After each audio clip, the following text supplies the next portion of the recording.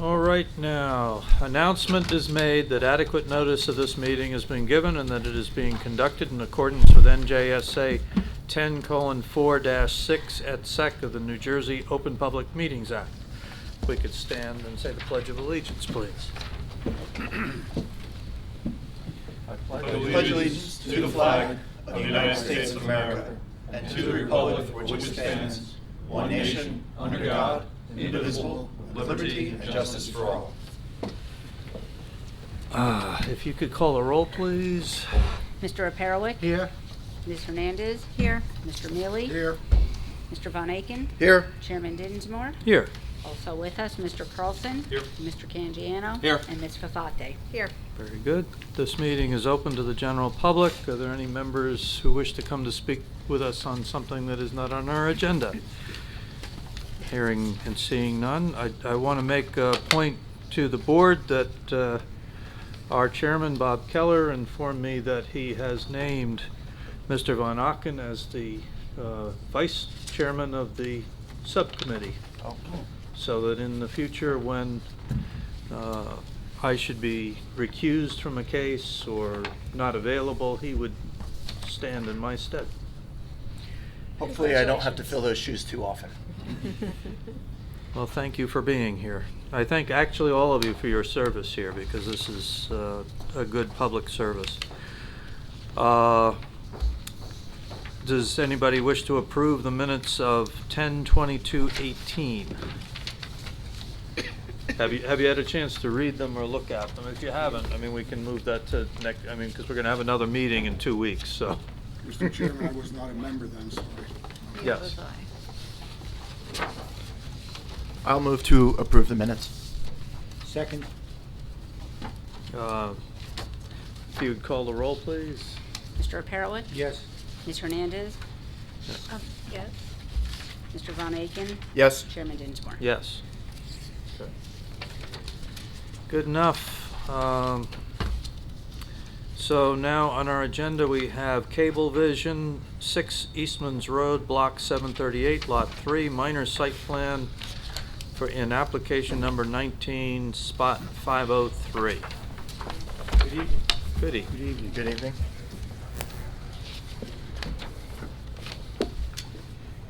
My name is Matthew Pisana. I'm from the law firm Skink Price. I represent the applicant that's here tonight, Cablevision, regarding the minor site plan approval to install an above-ground 20,000 fuel tank and replace an existing underground tank and related fueling tanks for the property located at 6 Eastman's Road, which property is located at Block 738, Lot 3, and is located within the SED 38 zoning district in the township of Parsippany.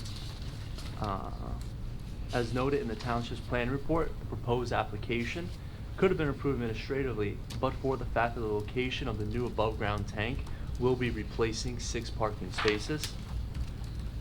Tonight, I will offer the testimony of the site manager, Ken Sliker, who will discuss and provide details regarding the proposed fueling tank and address those comments and concerns of both the professional planners reports and engineering report, and also the board.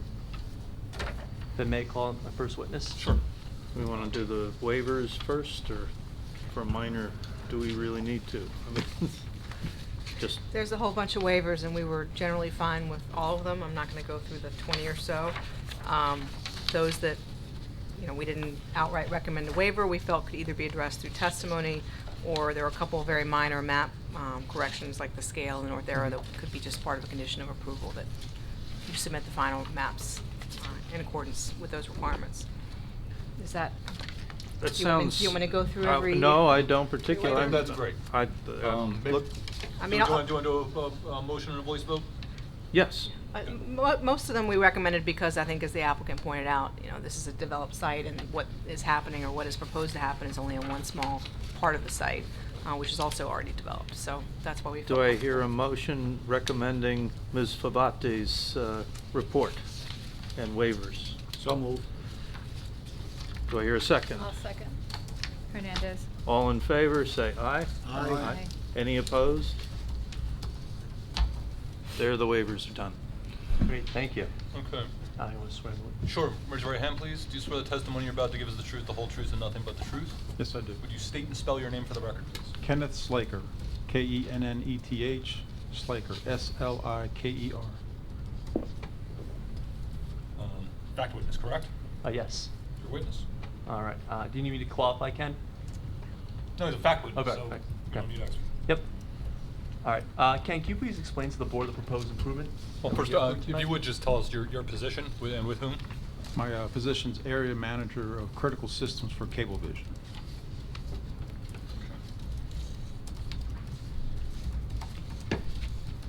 All yours. Great. Ken, can you please explain to the board the proposed improvement? Yes, so currently we have a 20,000-gallon diesel fuel tank that is underground that supplies diesel to our backup generator system. The tank is approximately, approaching 20 years of age, so our being proactive, we want to replace that tank. And doing so, we want to put on an above-ground tank versus an underground tank to eliminate some of the concerns with the underground fuel tank. Great. Can you please Speak, explain? I'm sorry, would you please speak just a little louder? into the Yes, mic? ma'am. Thank you. Yep. Can you also explain to the board the reason why you chose the location for the new proposed tank? We chose that location because it wasn't in the rear of the building. Our concern was we have some electrical conduit in the rear of the building, but we also have Eastman's Creek at the rear of the building. And our thought was to keep, in an unfortunate occurrence, we didn't want the tank or the fuel closer to the creek than necessary. Okay. Will the proposed tank be concrete encased? Yes, it will be. Have you guys decided on the color for the tank itself? No, we haven't decided on a color, but whatever the board would like, that's what we would, whatever your preference would be, that'd be fine with us. Okay.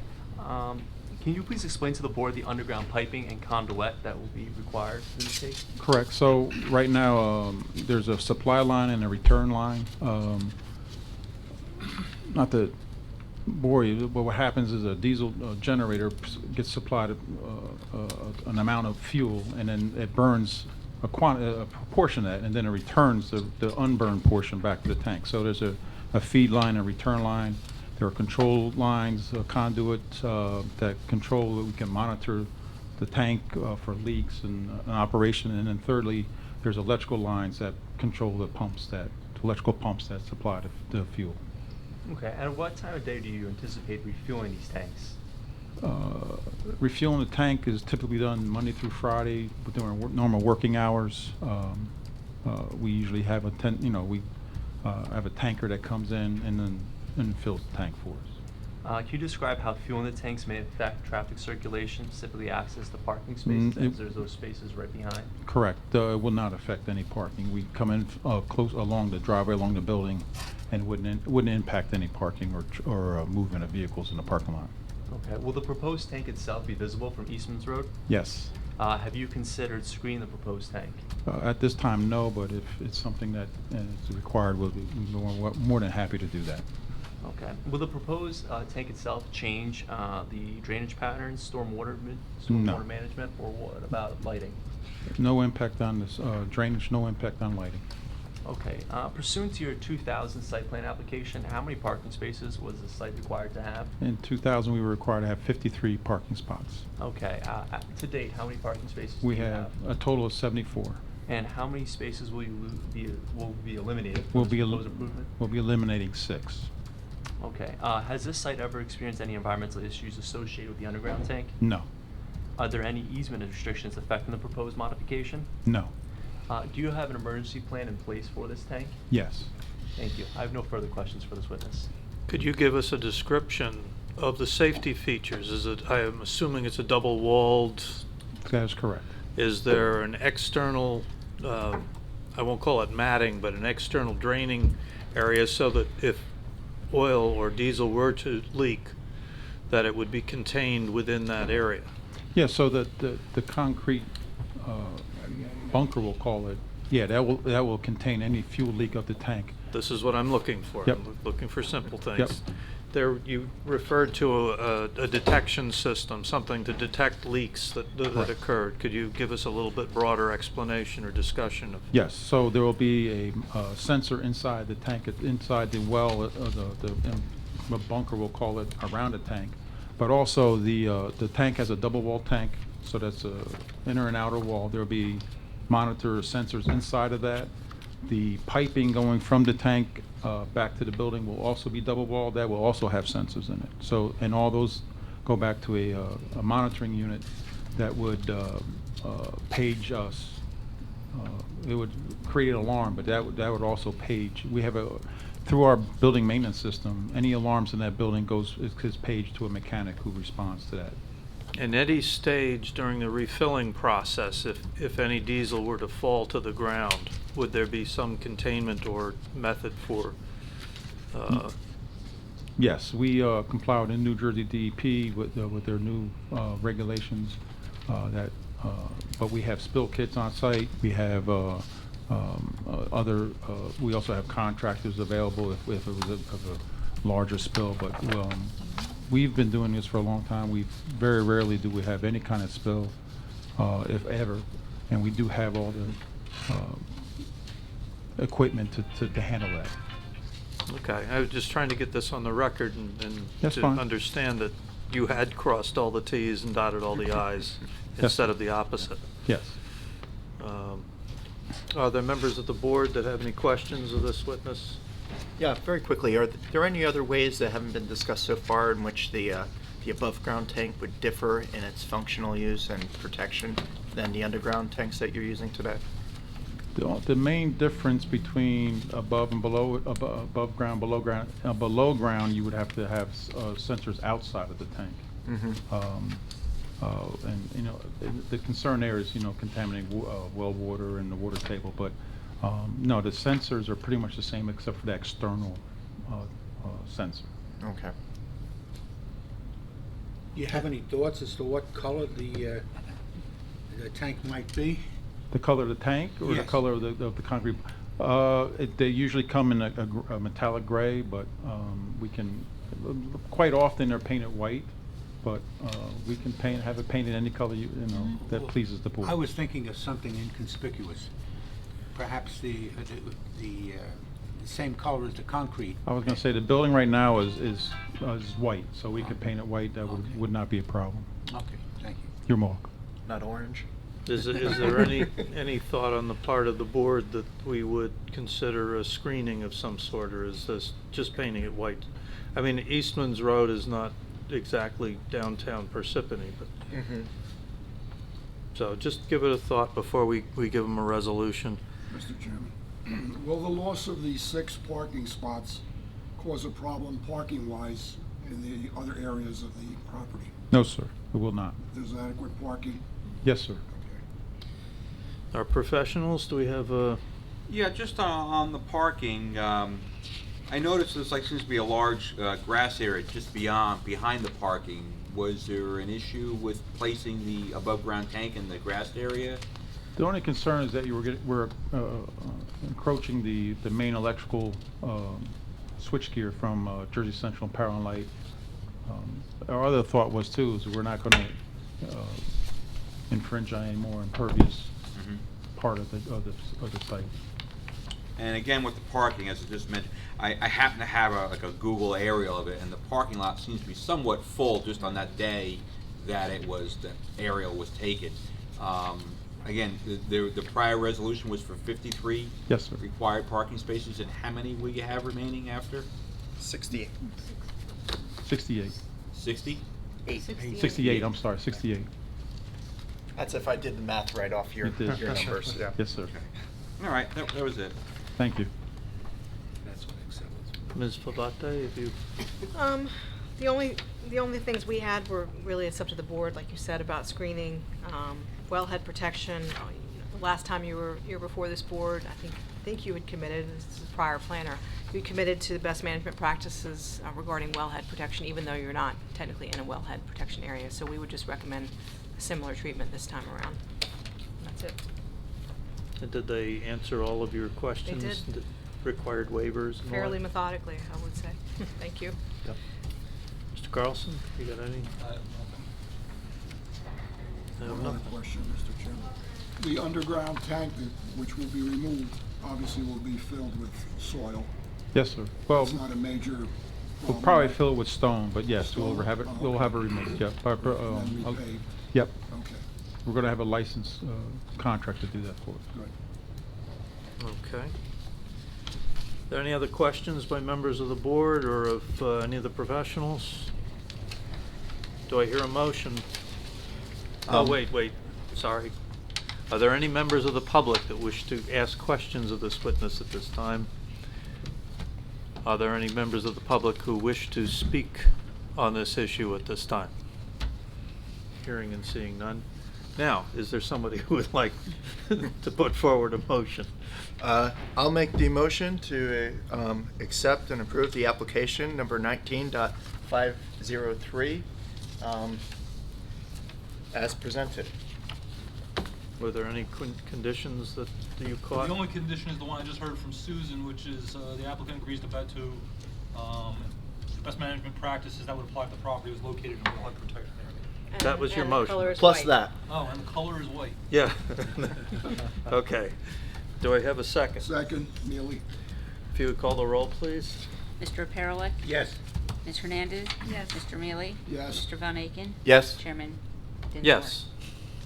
So the result is the approval of the application. Do we normally, you were saying before, we don't normally have a resolution on this? This year, I think we are going to start doing a short resolution so that there is some record.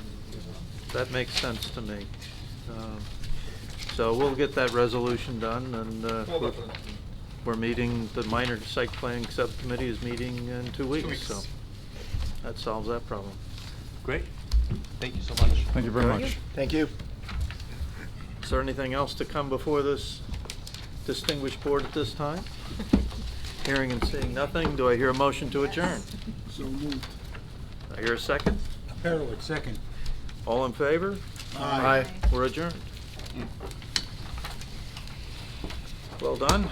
So, Terrible. yeah, my neighbors were happy about Go that. ahead. Ready? There's Yes. another house which wasn't coming, they really commented in my neighborhood. We where- call the meeting of the Township of Parsippany Troy Hills Planning Board to order. It's Monday, February 11th, 2019, and it's 7:30 p.m.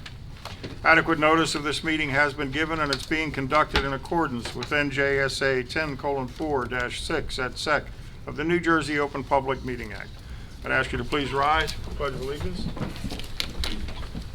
I pledge allegiance to the flag of the United States of America and to the republic for which it stands, one nation, under God, indivisible, with liberty and justice for all. Please call the roll. Mr. Perelik? Here. Councilman DePiero? Here. Mr. Dinsmore? Here. Mr. Frigieri? Here. Ms. Hernandez? Here. Mr. Mendel? Here. Mr. Mealy? Here. Ms. Veely? Here. Mr. Von Aiken? Here. Chairman Keller. Here. We also have Mr. Carlson, Here. Ms. Favate, Here. and Mr. Canjiano. Here. I'll open the meeting to the general public for anything that's not appearing on the agenda for this evening. Seeing no one come forward, I'll close the public portion. Do you have this resolution ready to go? Oh, know I don't you- see you the copied resolution. me. Was it not circulated?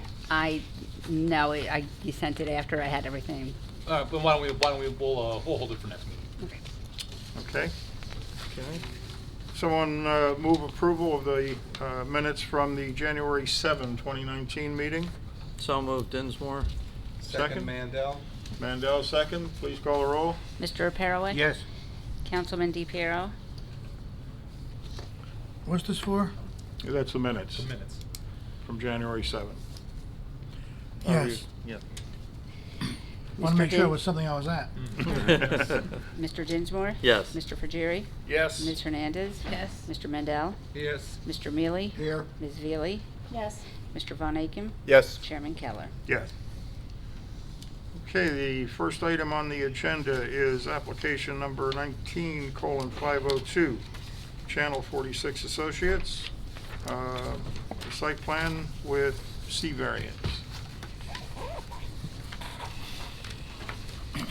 Good evening, Mr. Chairman, members of the board. Allison Cassetta from the firm of Price, Neese, Showman, and Darminio, appearing on behalf of Channel 46 Associates LLC. Channel 46 Associates is the owner of the property located at 1470 Route 46. It's block 718, lot 32 on the tax map. It's located in the B2 zone. The property is fully developed with an existing shopping center, and this is an application for site plan approval to reconstruct the existing entrance from Route 46, as well as to add 10 new parking spaces, improve the existing signage, and improve the landscaping as well. We have requested a couple of bulk variances with respect to the signs. That would be maximum freestanding sign area, maximum freestanding sign setback, minimum monument sign setback, and then the parking, I guess we can discuss a little bit in testimony. There was a variance previously granted for the parking spaces as 354 spaces are required, and there are 318 spaces existing. We're actually improving that condition by proposing 10 new spaces, so we're reducing the extent of the nonconformity. So if the board feels that we need a variance because the total number is still less than required, we will request it, but I wanted to point out that we are actually improving the condition rather than exacerbating it.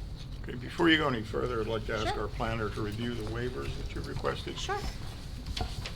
Sure. Most of the waivers requested were reflecting the fact that no actual building or change of use is being proposed. So we were in concurrence with the applicant for things like floor plans and spot elevations, things like that. We did require indication that they had indicated that they were seeking exemption from the county planning board, and we wanted to see that application, and they have actually since provided the letter from the county granting that exemption. So I think that's been satisfied. There are no natural features present on the site, so we recommended waivers for things like wetlands and storm drainage, although they will need to discuss storm drainage in testimony.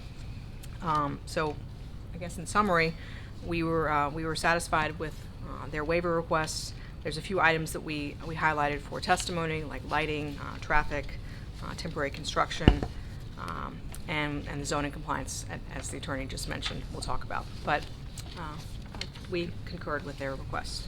So there are no waivers that we need to move on? Okay. Thank you.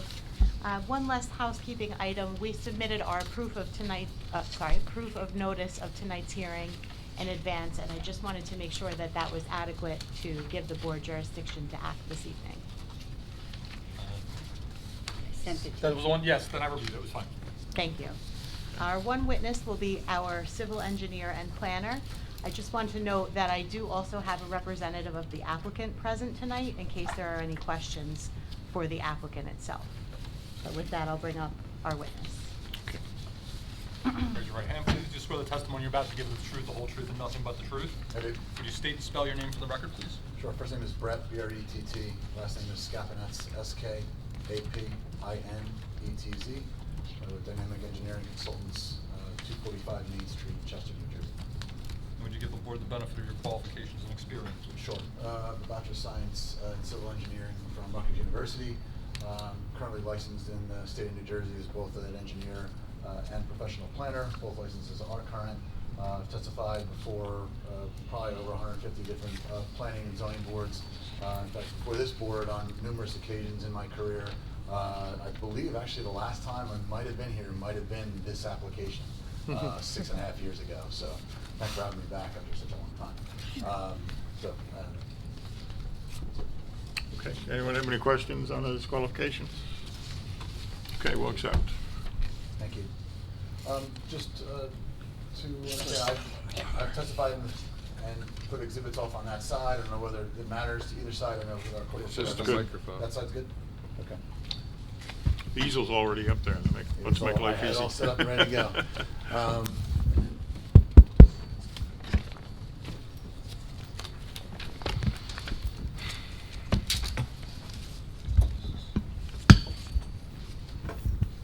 Counsel, while he's setting up, do you like to mark exhibits if they've already been submitted to the No. board? If it's Just already been things that have submitted, not there's no been need to, submitted? let's just make sure it's referenced in the record. Thank you. If it's been submitted and it's colorized, then we. Right. Then you mark it. If it's changed in any way, sure. So Brett, anything that has not already been provided to the board, we need to mark. That's fine. I believe this document was submitted. I just want to, for clarification, this is the as-built survey prepared by DPK Consulting. Has a preparation date of October 8th, 2014, but was revised on June 11th, 2018 for this application. Basically shows the existing conditions of the site, which is the Shops at Parsippany, which contains 2 anchor stores, the Delight Big Bazaar supermarket off on the western end, and then you have Retro Fitness on the eastern end, and then sandwiched between are a few other smaller uses, 3 restaurants, there's a bank, and a small food market. The point of the application, let's go back in time. Let's go back to 2012 when I was here last, I believe, and which was this application, which was to revamp the entire center at that point in time, bringing in the supermarket tenant. And the point of that application was to revise the parking situation. There were one-way aisles in different directions. We brought in 90-degree parking, more efficient drive aisles. We made some modifications to drainage. There were some improvements in the back of the building to deal with where trash enclosures and compactors were. New fencing was put up along the back, so there's a whole host of different items as part of that plan. Given the timing, one thing that wasn't touched was the access off of Route 46. Because as the board may know, and during the process of going to DOT, that's something that does not take a matter of just a few months. By the time we apply and go through the process. These days, back then, I would have said 6 to 8 months. We're talking probably close to a year for something like this. So at that point in time, we couldn't take the risk of waiting that long. The tenant was signed up and ready to go, so we did all the other improvements and left that driveway as is. The driveway right now is just an ingress-only driveway off of 46 along the bottom of the page, entering in to just to the west of the middle of the site, and it provides for easy access for vehicles, not so much for trucks or any other emergency vehicles and the like. And even as I get into my testimony, even under proposed conditions, we're not proposing large trucks. It's not meant for that, but it will make it easier for emergency vehicles. But in this case, under the existing condition, all truck traffic, the majority of the all traffic was taking place in the back of the center. Egress movements were only happening out towards Troy Hills Road, which is located along the west side of the property. So here we are 6.5 years later, and it makes sense to go ahead and fix that driveway. And at the same time, as noted, we're going to make some modifications to the proposed signage. So I'll jump right then into the proposed changes.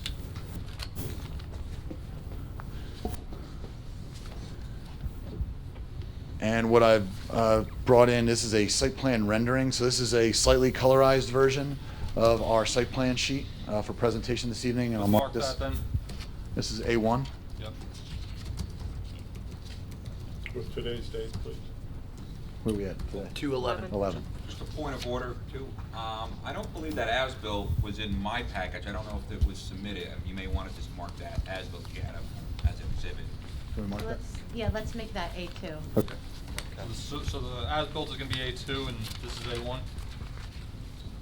Yes. So A1 is entitled Site Plan Rendering. It has a preparation date of 2/11/2019. So basically, we took our site plan sheet and really only highlighted the areas of change in the plan and colorized them. It may be a little difficult to see, but there's some smaller colors representing landscaping. Green is proposed grass. The tan color along the bottom, and in the middle of the driveway is proposed concrete areas.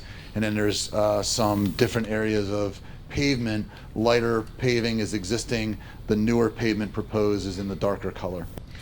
So let's focus on the driveway. We go from an ingress-only driveway to a more common right-in, right-out driveway.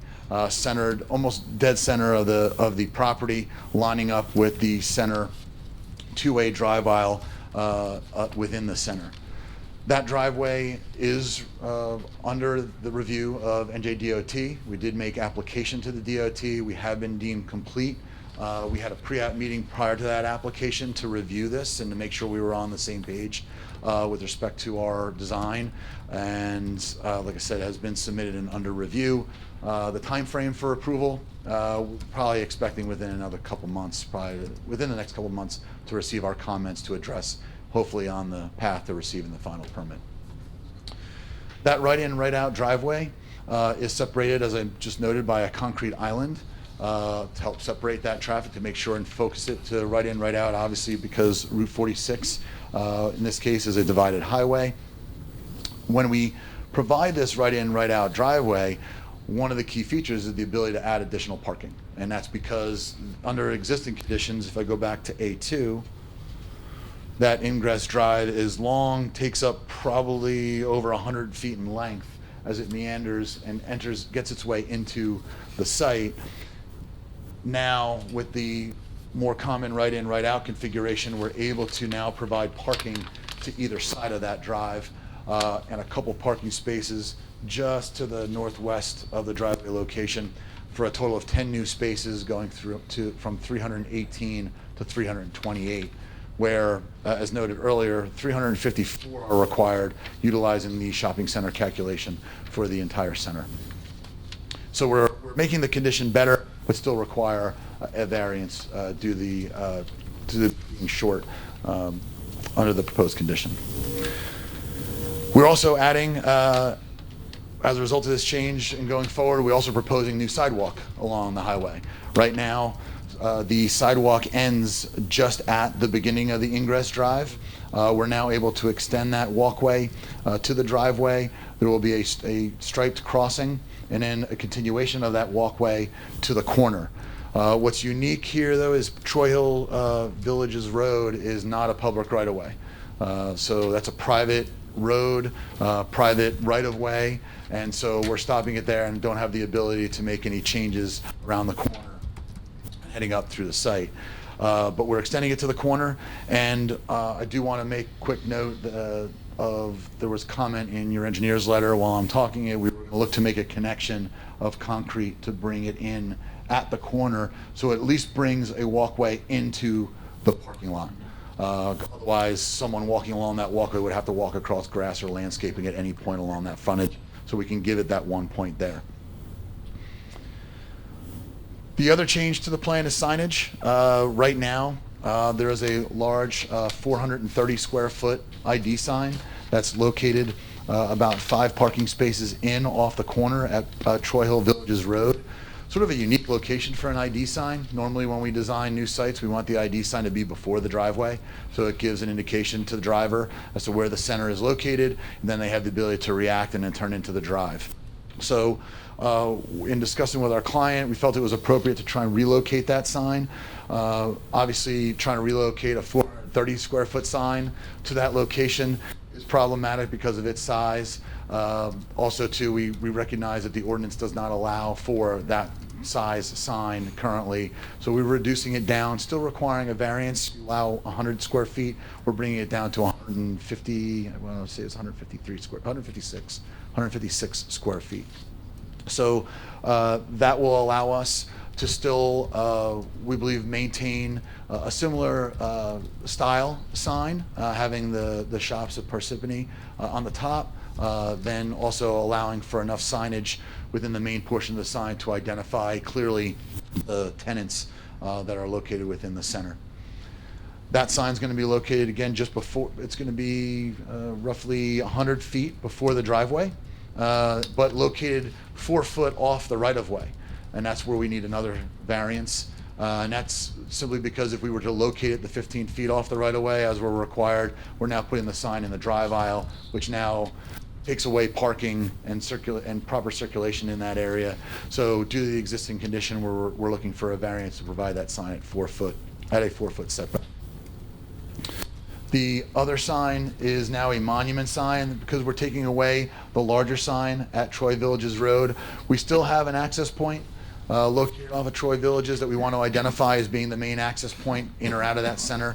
So we're putting a small monument sign at that location, which is conforming at 40 square feet, but does not meet your requirement for setback, again, due to the location. We have an island just off of Troy Villages Road, or Troy Hill Villages Road, but to put that sign again at the required setback of 15 feet puts it into the drive aisle adjacent to that island. So we're looking to set it at 4 feet, which is outside of the site triangle of that driveway as indicated on our plan. Then, just to touch base, landscaping, I did mention that when I introduced the rendering, we are putting some plantings around those signs, primarily shrubs that are around the base of both of those signs.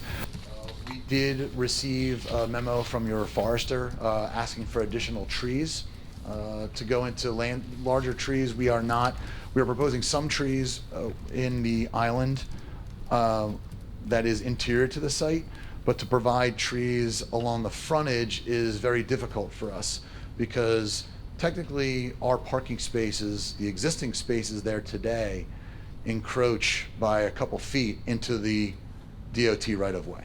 Okay, and that's an existing condition that's been there probably since about 1989 when the DOT made a request for a dedication of some right-of-way and our client gave 5 feet to the DOT, resulting in that situation.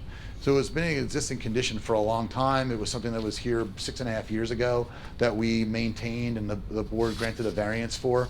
When we construct the new parking spaces, we're going to maintain that setback and have those parking spaces slightly encroach into the right-of-way. And that's partially within our DOT.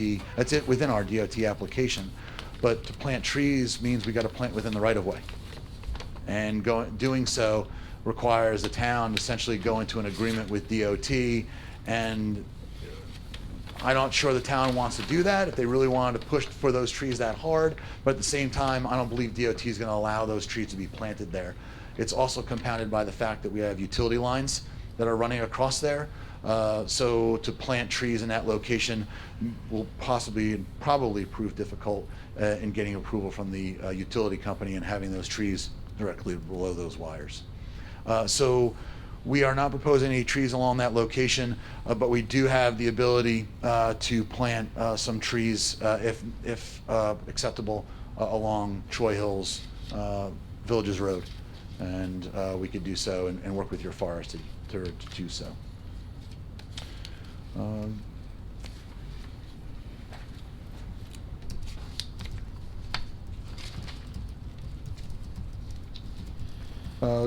To touch on lighting, we are not changing any of the light fixtures within the parking lot. None of them have to be touched for this improvement to take place. Stormwater runoff. We do increase impervious coverage on this site as a result of making this change, but only by 700 square feet. It's a very de minimis change, barely increases the amount of runoff on the site or generated by the site. And currently right now, the site sheet flows primarily from a westerly to easterly direction. There are inlets in the middle of the parking area about midway through the lot, and then there's some inlets that are located on the southeasterly end of the site where we're going to continue to have the water from that driveway and the new parking spaces to flow towards. So I did not see any negative impact for that small amount of pavement that's being created. Just one thing related to that. We did submit an application to the Soil Conservation District, correct? We did, and that is, pending. yes, that is still pending, yes. I do want to go back actually to the signs once more, just with respect to comments that were made with respect to lighting for those signs. They were going to be internally illuminated with LED lighting that can be, if need be, can be modified or changed as far as their intensity for illumination. It's pretty commonplace these days to go with the LED type lighting. That's all I have as far as direct on the engineering part. With respect to, now maybe we'll touch base on the review letters. I'm not sure if the procedure of the board, how they want to That would be appropriate. move through. Okay. Maybe I could just, I think I touched on each one of the items in your planner's letter related to the waivers, storm drainage, lighting. There were two other items that you had asked for testimony on regarding the temporary construction structures and storage. Not sure about structures yet and what may be needed. There may, and certainly if there's a need for some parking spaces, I would up front, primarily in the area where we're looking to create the new parking spaces, we will provide a final plan for approval, and I believe that would normally be signed off by your construction department, and we'll certainly prepare that. As far as the staging and how it will be the parking lot as far as going to be affected during construction, it's in our client's best interest to not close that driveway down for any long period of time. There's going to be a need to shut it down, and I'm told by speaking to my client that they're going to try and do it where it's only maybe a day or two of total shutdown time. It's really going to come down to weather, time of year, how quickly they can get started. There's going to be the need to put in concrete, which is going to need to cure, so there's going to be some time for that to set. But the idea is that we're really no more than a day or two period of time of being shut down. Now, the overall process to get it changed and modified might take a period of 3 to 4 weeks from superintendent. So just for clarification, the new driveway you're proposing is going in the same spot as the current driveway? Yeah, roughly, but the key is if I go to A2, the new driveway is really going to be right smack in the middle of where the length of the inbound drive. Okay, so if you were driving into that drive, as soon as you hit the midpoint before you come to the end and stop, that's where that new driveway is being located. And you say that should only be shut down for a day or two? That's the idea in total time. Yep. A lot of people are very familiar with going in that driveway.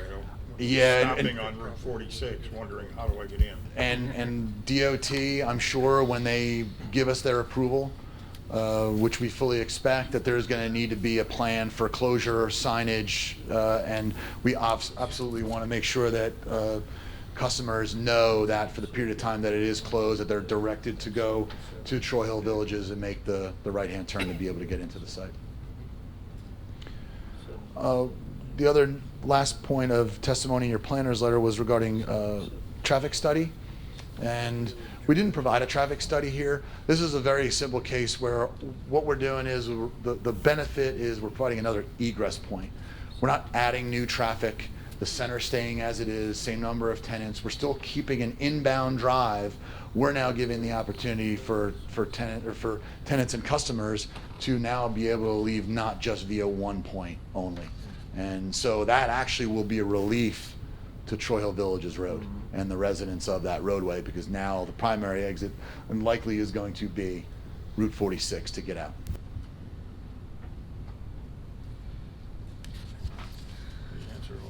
Yeah, I just have a question on landscaping. Yep. You're removing a couple trees which are currently at the entrance, and I think Yes. you made reference to adding some new trees within the parking lot. Yeah, But I that's. don't recall that from the application. Can you just provide some clarification? Yeah, we, no, you know what, I'm referring to, when I'm thinking in my mind, I'm thinking about the forester and what he's Yeah. looking for. He was looking for trees. He provided us a sketch that looked to put 4 trees along the right-of-way to the west of the driveway, and 2 trees on either end of the green islands that we're creating at the driveway itself. I'm talked about the trees in the right-of-way being an issue. The 2 trees that are at the end of the driveway, I have concern with because of site visibility. You're going to have activity going in there as a 4-way intersection. I don't think it's appropriate to put the trees there at that location. However, we do have the ability in the island directly in front of it to place a tree. And then when we get rid of the sign on Troy Hill Villages Road along this stretch, we have about a 5-foot wide strip where we can add in trees along there, the similar spacing Yeah. that the forester was looking for. I mean, we generally defer to the forester, well, always, I should say. But that's where we had identified the opportunity for trees, is Yeah. along the side street, Troy Yep. Hill Villages Road. If you can get one in the island too, that's great. But I know 46 is tight, especially when you're at a sidewalk. Yep. which is Yep. actually a very good benefit. So Yep. I think you just work with the forester, given the constraints that you have, Yep. we'd be satisfied with that. Okay.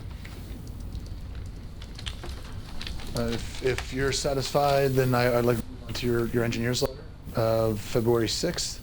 And there were 9 comments. The first one was a statement related to the disturbance. Second comment related to the final as-built, which we will certainly get you a copy of. Comment number 3 related to stormwater drainage. That the small amount of impervious that we're adding to the site. Number 4 was related to pedestrian access, and that was the comment, I believe, it's taken care of by I adding. just wanted to expand that a little bit. Yep. Now, the township supports full sidewalks wherever possible, and I see you've made an effort toward having sidewalks along your frontage.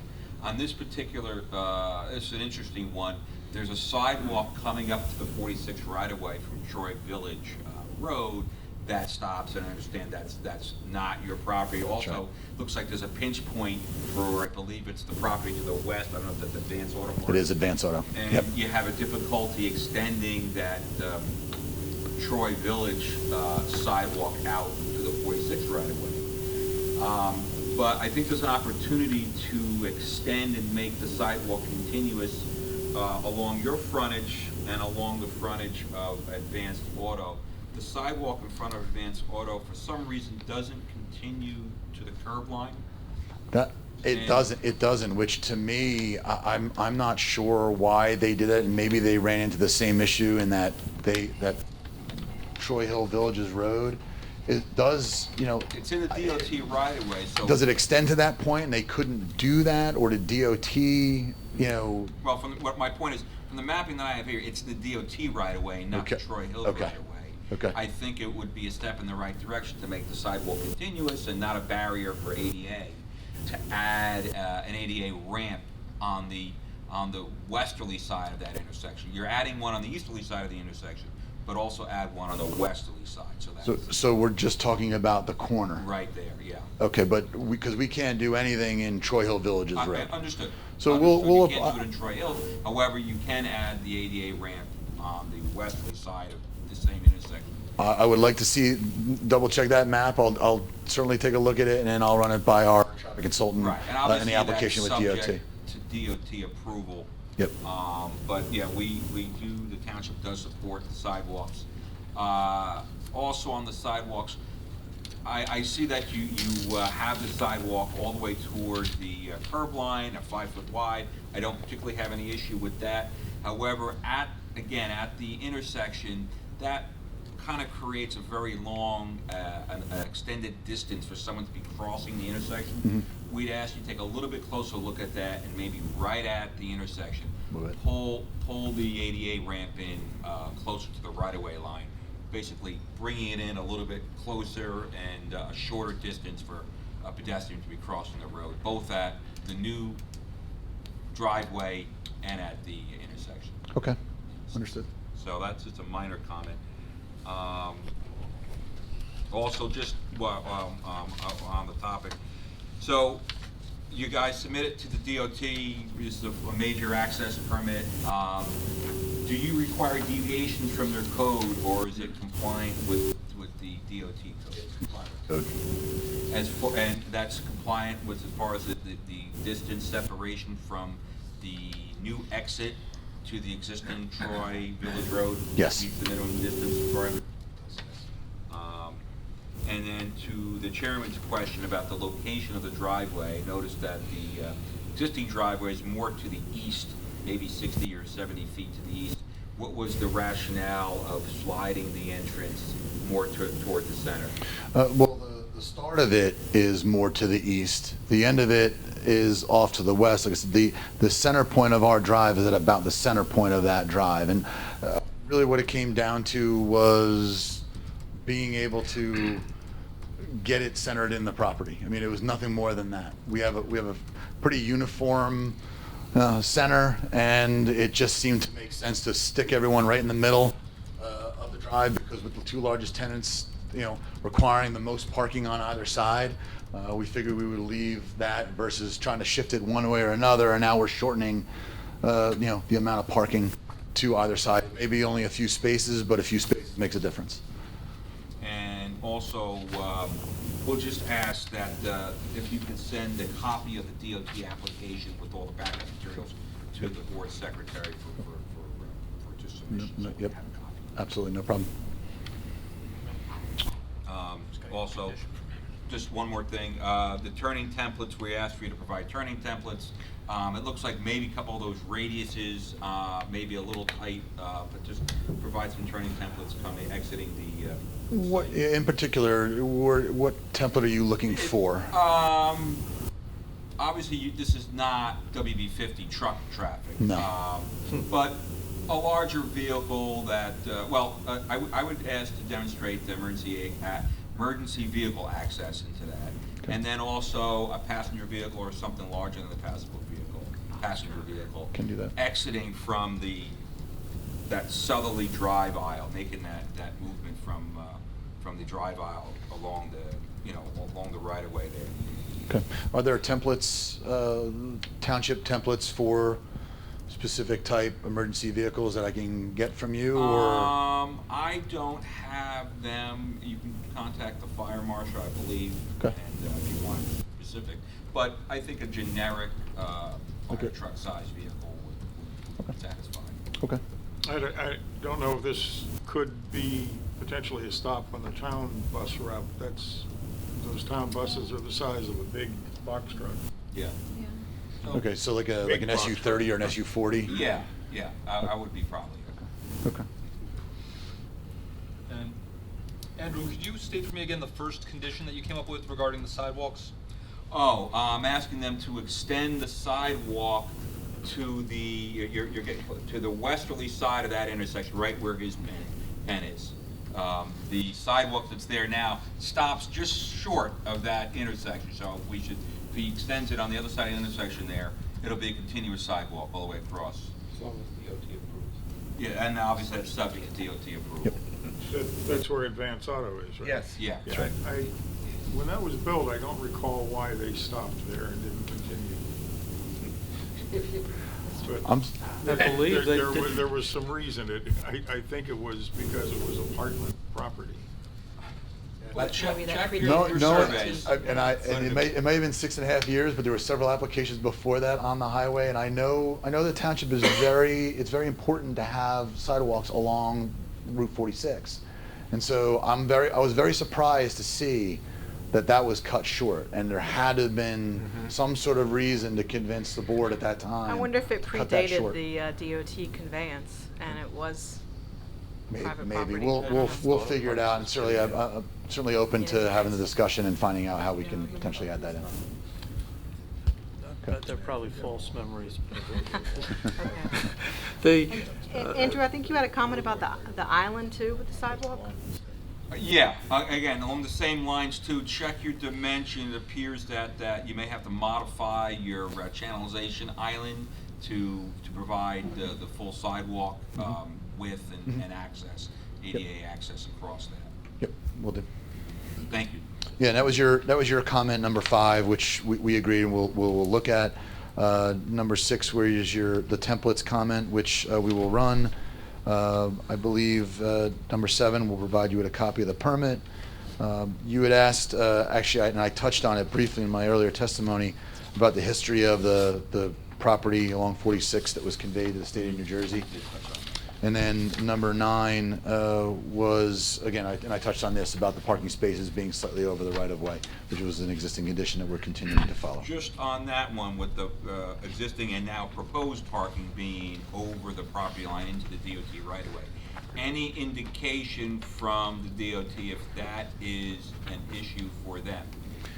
It was not. I will say that back 6.5 years ago when this came up, this was an issue that was raised, and we had to go to DOT and at least raise the question about what would happen there. And at the time, we did not have any improvements, so it was basically DOT let it go. Well, in this case, we went to a pre-app meeting with DOT, and we identified that this condition was existing, and in the pre-app, again, no concern raised, understood that it was an existing condition that was there.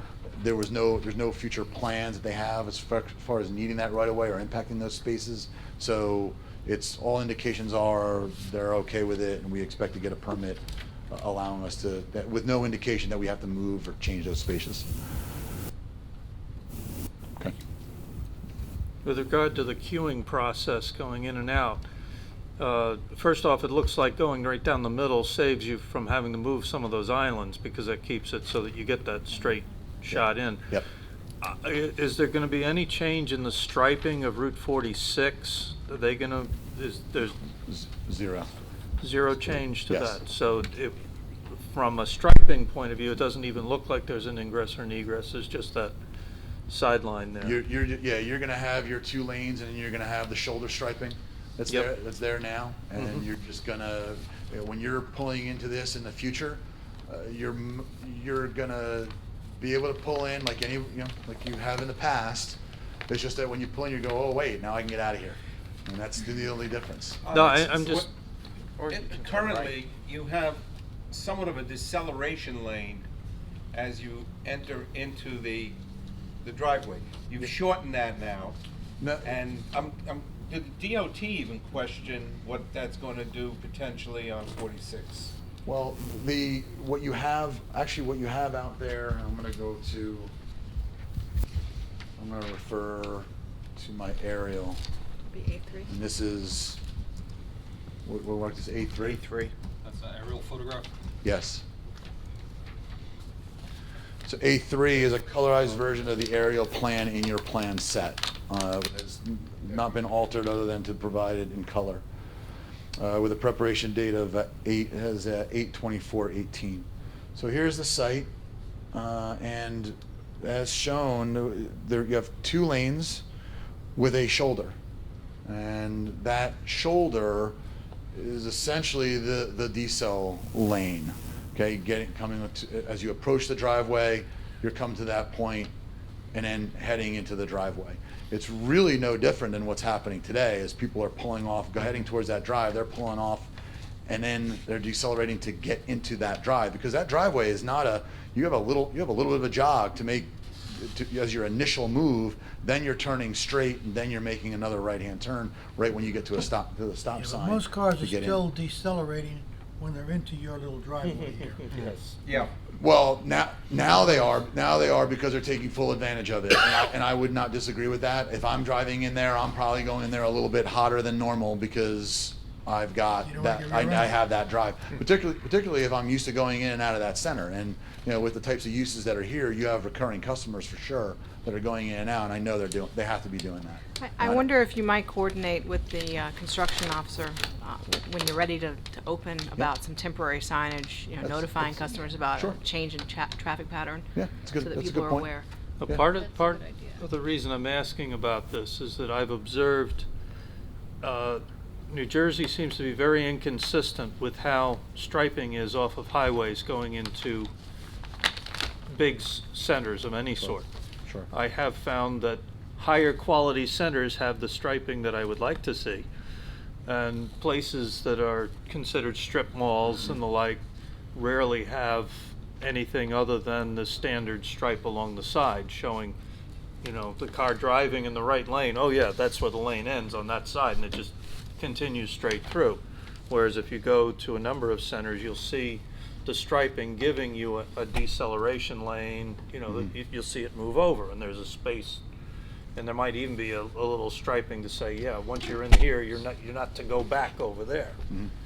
So I was just wondering if, I don't know what the states, what DOT, what their philosophy or their requirements are for noting that this is where, because I think it's a fair warning to people, oh, here's where you get off. So just wondering about that. I assume that it meets all the requirements for the queuing process coming off of a highway. Yeah, it's conforming when it comes as far as DOT, as I noted earlier, and again, do not anticipate any issue with DOT. They did not indicate that at our pre-app meeting, And again, this is a fairly standard right in, right out drive off of a state highway that we see. Well, I think it's a great improvement. I think Yeah. you've needed it for a long time. Yeah. This new exit into the shopping center, it's going to line up directly with a parking aisle. It's lining up directly with the parking aisle. Yes, it has to. You haven't said anything, though, about any kind of traffic signage around this thing. Right turn only, stop signs on that first aisle where someone could go right across There's a stop and line. hit someone that's exiting off the That's- highway. Very, very good points, Mr. Chairman. There will be there was actually a right turn only, stop and right turn only signs when you get to the end of the drive. As you move further in, we've introduced stop bars on the east-west drives just beyond the driveway. And those are signed as well, signed and striped. And then there's nothing further in, but yeah, we've added that striping and signage to aid in the maneuverability of vehicles in that area. Can I just add a comment? I know Susan mentioned about construction official and adding temporary signage.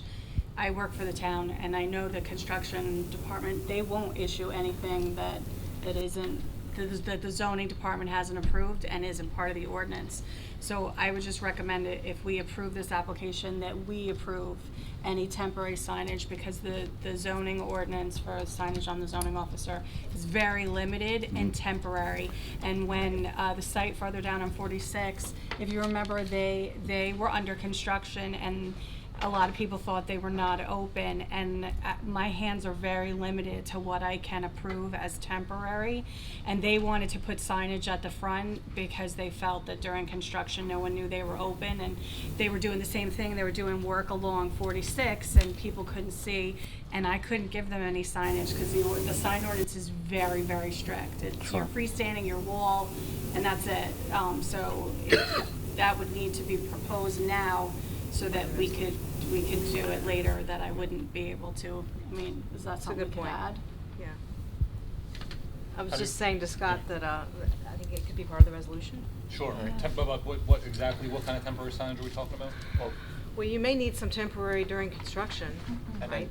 To let people know that stores are open. That's right. And then for a short duration of time after Yep. the driveway's open, letting people know that it's a new traffic New pattern. driveway or new traffic pattern. And I made a note too that I'm going to address this, since we're going to go talk to DOT with the sidewalk. I'm going to talk to them about that as well, because it'll be a sign that likely is going to be in there right away, so we'll make sure that they're okay with that. Can we define short Short. duration? 4 weeks, 6 weeks? What? I just wrote 6 weeks down. 6 weeks? Sounds good. Six- Is there some way in the new master plan we could? I have signs on the list, yes. Okay. Well, let's not go Jen and I- down that road yet. Jen and I have talked about signs a lot, so. Is 6 yes. weeks adequate, would you think? I think, based on what we've discussed, it should Yeah. be. 6 weeks. All right, any other members of the board have any Yes, questions Mr. for this Chairman. witness? Yeah, Mr. Chairman. Dominic? With regard to the new sign, which will be east of, I guess, the entrance, you said something about it being 100 square feet. It's 156 square All feet, right, well, where 100's How allowed. does that translate to height? What- You allow 20 feet, we do conform, it's 18.4 feet in height. And your existing sign does not conform. No, to the the existing height. sign does not conform, so let me run through, that's important. The existing sign is not only 430 square feet, but it's also 28 feet high, and it's located 1 foot off the right-of-way. So our new sign is gonna be 156 square feet, so more than half the size, less, 18.4 feet in height, and then 4 feet off of the right-of-way. There will So- be a lighted sign, of course. It'll be, yes, it'll be internally illuminated like this one now. Okay. Now, there is no monument sign out there today at the other drive, so that's a whole new. Yes, Mr. Chairman. On the island, will there be anything obstructing the view of the person exiting from the traffic traveling west on 46? No, there's Nothing in at all. you're in either one of the islands. Right. No, there's nothing Nothing in at those all. islands, nothing. Okay. Just a flat concrete. How about where you're moving your Yeah. new sign to with the shrubs around it? Yes, Line of sight? that okay falls there? outside of the site triangle. So no issue with respect to visibility as you're pulling out to be able to turn to your left, looking at traffic coming in from the eastbound side, or from the east. Do you have any images of the proposed signage? I do, yes. The monument sign as well? I have both. So this is the existing. Right, there's some of them in here. That'll be A4. I looked through that, I thought they were all just photos of what was already there. Yeah, but they often will have signs. Oh, that's part of that package. Part of this package. I keep asking them to make them half size rather than full size. What do we have here, Counselor? A4 and A5? A4 and A5, they're photos of, or photo renderings of the proposed sign. So A4 is the first one that I passed out, which is the freestanding ID sign. And then the monument sign is the next one, that'll be A5.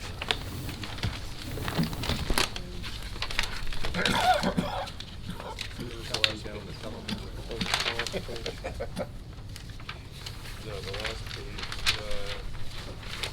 curbing.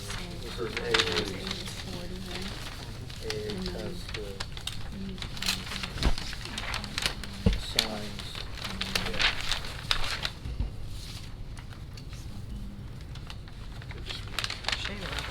So I'll talk a little bit about these as they're being passed out. Both A4 and A5 were prepared by our client's sign company, Butler Sign Company. A4 represents the proposed ID sign, and A5, like I said, is the monument sign. In A4, what they did also not only shows on the left side a clear detail, dimensions of the sign, then on the right-hand side, they took the sign and superimposed it into a photograph of the site to try and give a view as to what that would look like day and try to show at night with it being illuminated. So that shows, and I think probably to answer the question that was just asked of me related to where that sign was located and visibility, you can very clearly see situated there in the shoulder that you have a very clear view of the driveway where it's going to be located, and that the sign does not impede visibility. And then the A5 exhibit simply shows the dimensions of the sign. They didn't do a color rendering of that one, and that sign again is located off of the Troy Hills Villages Road driveway.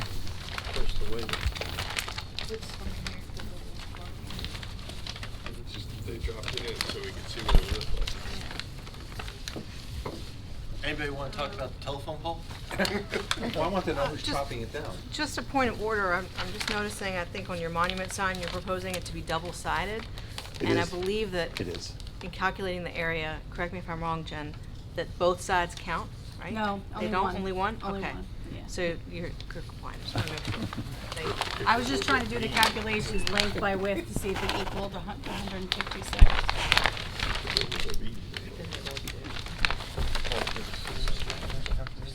Yeah, you make a rectangle around the widest point. 6 by 18. And then you take this part. Okay, any other board members have questions for this witness? I'll open then to the general public for anyone that has questions for this witness. Please come forward, state your name for the record and address, and these are questions, not comments. Matt Adler from Troy Hills Village, 1480 Route 46, Parsippany.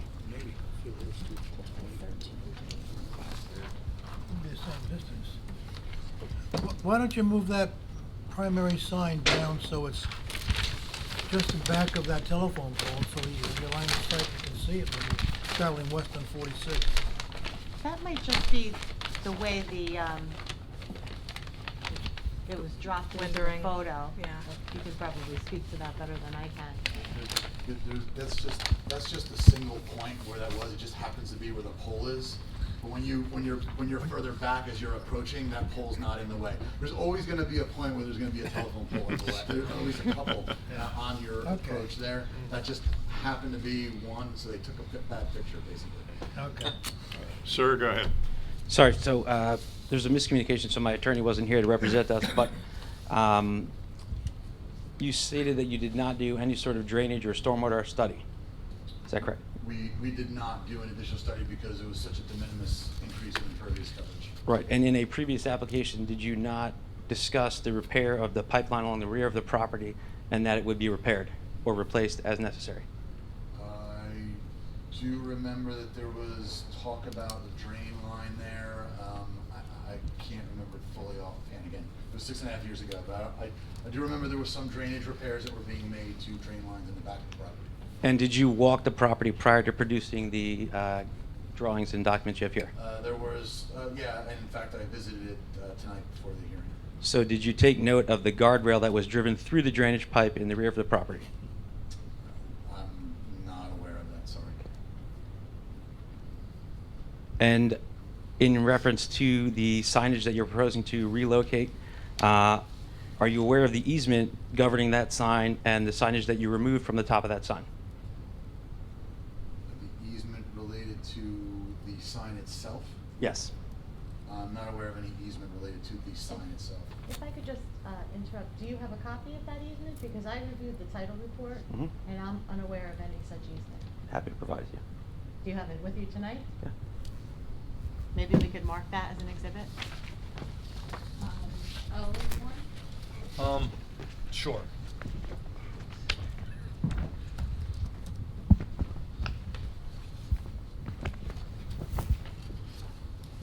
This is your only copy of it? That's the copy of the file. Okay, so can I mark? Sure. O1? Council, I'm sorry. I Sean, just what's the wanted to make document sure title? If you let me know the document Before title. I wrote on it. It's an agreement of sale from 1983. Of the subject property here? Yes.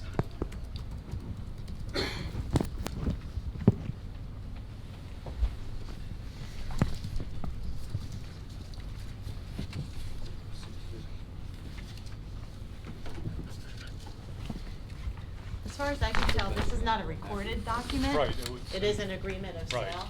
I haven't looked through it Yeah, sure. thoroughly, but would you like to take a look? Sure.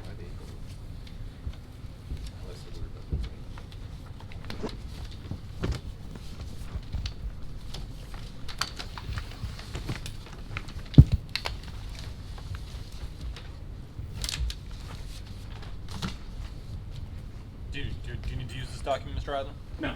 Okay. So I do have additional documentation, including documentation from 1992 when they came to us for approval for modification to signage, which is required from the easement. And there is an easement agreement from 1983. This is the only copy that I have of this one, though. So That's an easement agreement? Yes. Okay, if you give that to council, please. Right. So I'll note for the first document for the board's edification that was given to us was an agreement of sale for the subject property. It's not a recorded document, therefore would not contain any easement rights. it would discuss them potentially, and it would call It for the could recording of discuss said them. documents. It might discuss them, right, but it wouldn't effectuate any easements, so. So this easement is part of the title report. Mhm. This is an access easement. Let's mark this O2, I guess. It's his only copy. You know what, actually, I have a copy, so I'll mark mine. Okay. But I'll show you his. That's the access easement. Maybe Mr. Stephanus can point it out. That's actually Troy Hills Village Road. Yes. So it's the ability to access off of our property. Right, which would also come into play when you're talking about an additional monument sign that you're looking to place in that area, the monument sign that you're removing out of that area, which extends past the easement into the property line. Yeah, those So the area of signs- disturbance that you're talking about would encroach on that area. Sorry. No, it's okay. Just a little Slower, slower. gotcha, okay. Per survey, the existing sign is located as I talked You're about. going to need a microphone. Oh, The existing sign is located on my client's property 1 foot off of the village's property. Okay, so it's technically, the entire sign's located on my client's property, not located within the right of, I'll call it the private right of way. So removal of that sign does not disturb, and they're gonna have to be very careful to not disturb the right of way, but it doesn't disturb the right of way. The new monument sign is gonna be placed, again, on my client's property, 4 feet off of the private right of way. So there's no impact to the private right-of-way as a result of removal and construction of those signs. Just before you continue, I'm marking my copy of the same easement 02, Thank you. just to show you it's the same thing. Sure. Give that one back to you. Can we go back to your comment about some drainage thing in the back that was damaged? Sure. What was that all about? So on a If previous. you're gonna testify, I'm gonna have to swear him, so, This is question time. Yeah. Right, This is question. Okay. if I may, Councilman, maybe he can finish his question, you will reserve your question until he's done. So unfortunately, my attorney wasn't, there was a miscommunication for him being here this evening. So as far as it relates to the recorded version of the notation that is in the owner, the transfer of sale, the agreement of sale rather, I'm sure he could speak more appropriately towards that information, but it is very clearly delineated in that agreement of sale what is to happen with the monument sign that they're talking about that's in existence that is to be removed. Mr. Adler, if you don't mind, if you're going back and forth between testimony and questions, I'll swear you now, just so that your testimony is sworn. Can you raise your right hand, please? You swear the testimony you're about to give and that you have given thus far is the truth, the whole truth, and nothing but the truth? I do. All right. Do you have more questions for the witness? I guess simply as it relates to the easement and the agreement of sale, that it seems to me that either the documentation that is there or could additionally be provided or stipulated to would result in a potential modification to what they're proposing to do, and that they would certainly need to discuss that information with Troy Hills Village. So is that something that is an option for you so that we can proceed in a cooperative manner? I would have to defer to our attorney because from a technical standpoint, everything to me indicates that the signs are existing and will be proposed outside of the village's property, and on my client's property, and so I'll defer to my attorney on that question. I see nothing in the easement that relates to the sign. It has solely to do with access. This is the first time I've ever seen this agreement of sale, but it's not a recorded instrument. It's not an easement in and of itself.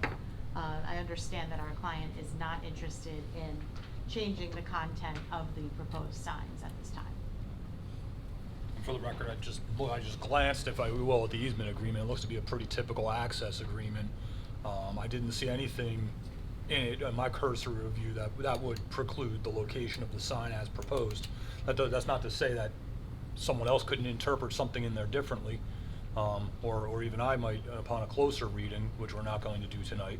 But in the event that there is something being violated in the easement agreement or in the contract, then the other party's going to have rights at law with regard to whether property law or contract law against the applicant. So the applicant would be proceeding at its own risk if that were the case. I would agree with the board attorney. The contents of the sign as they pertain to the respective property owners really aren't within the board's jurisdiction. The board has jurisdiction over compliance with the site plan ordinance, the zoning ordinance, those types of things, and not the rights of respective property owners. Ms. Feely, within the code, are there restrictions on setback from adjoining property? Yes. Yeah, there's the ordinance has front yard and side yard requirements.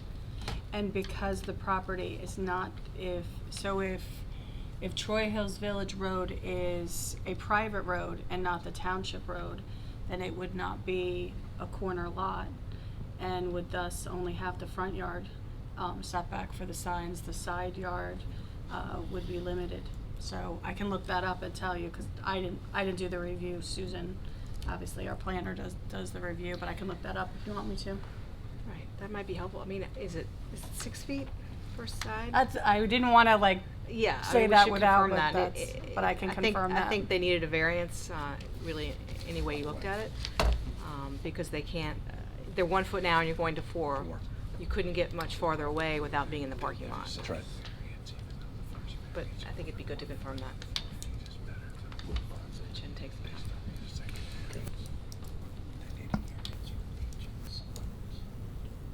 Okay, Do you have anything further?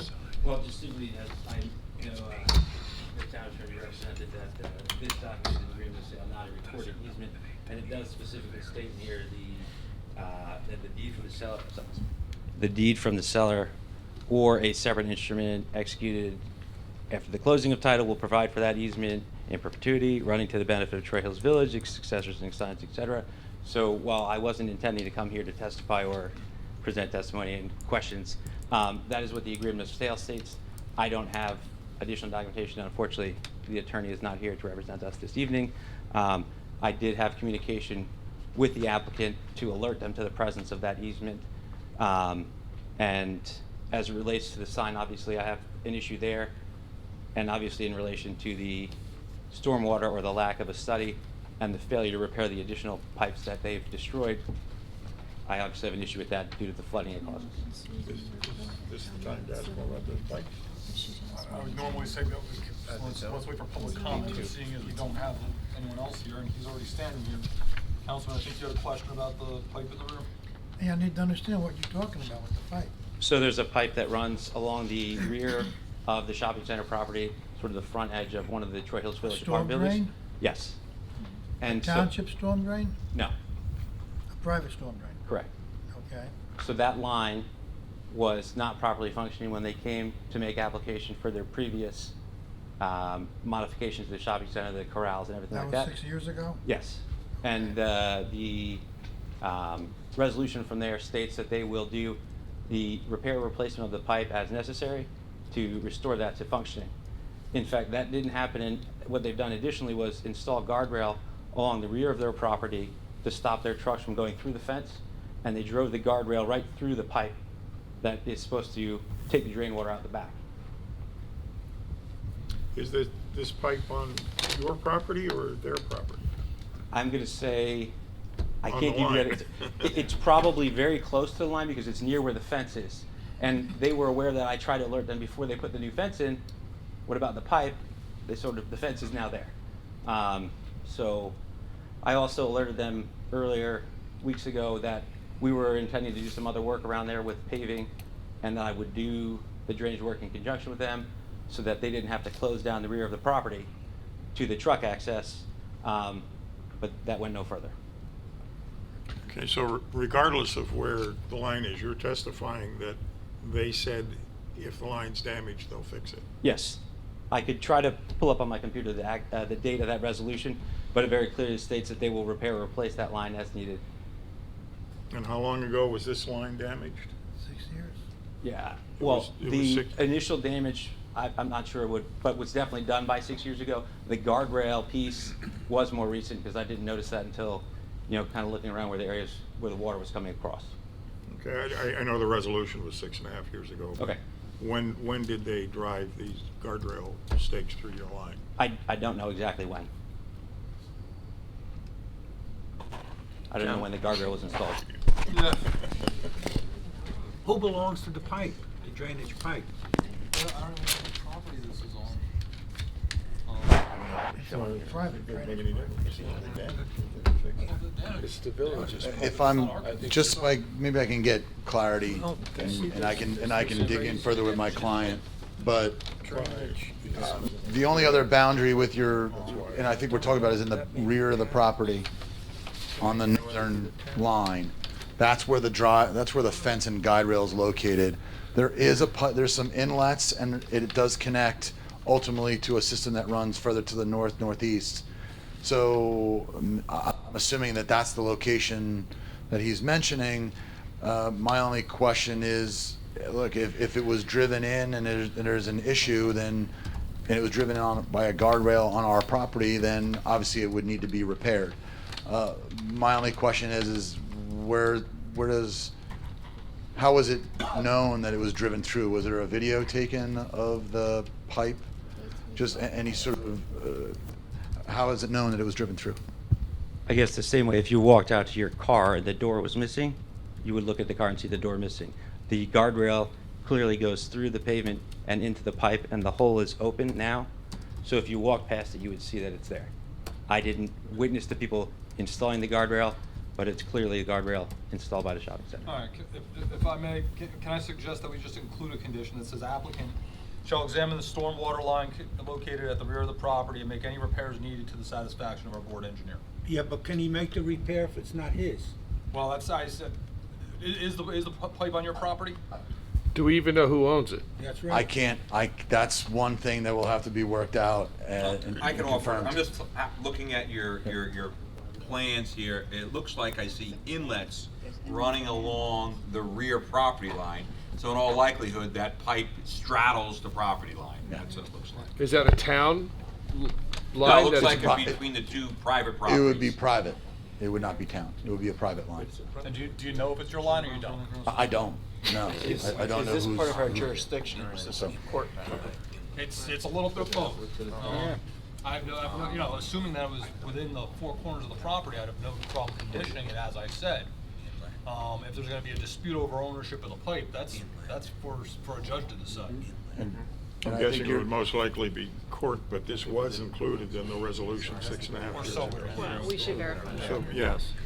So we're told. But can't we put a condition that the drainage function as originally designed and just simply leave it at that?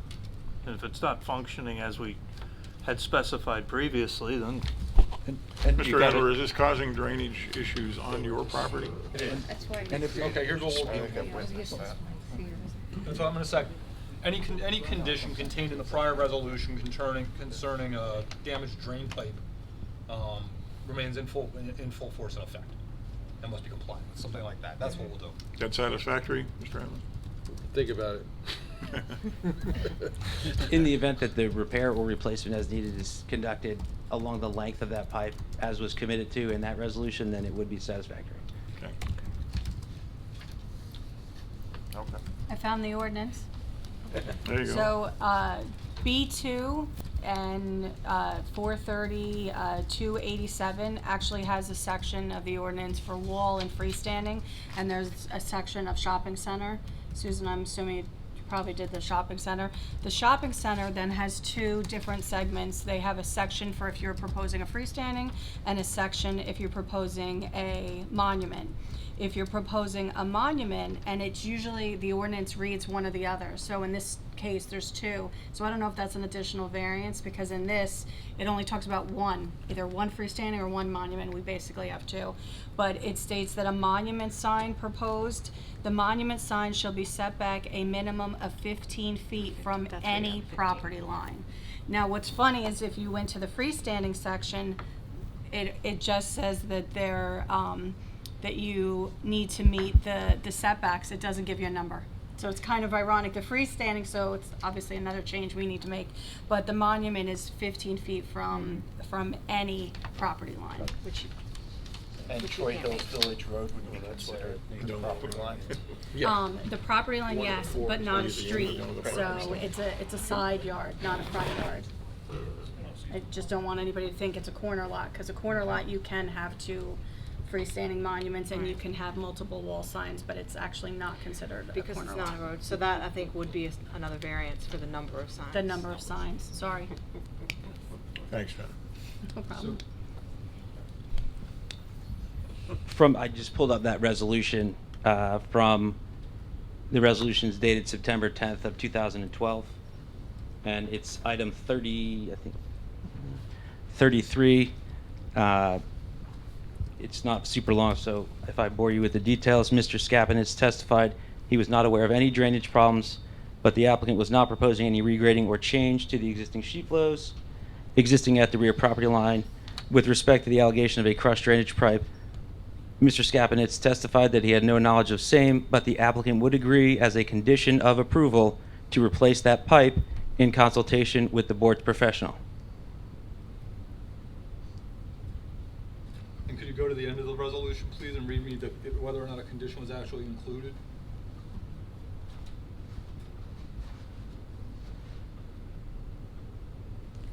Under where it says be it further resolved, or? Probably, towards the end of the Okay, let me resolution. May I? Yeah. Thank you.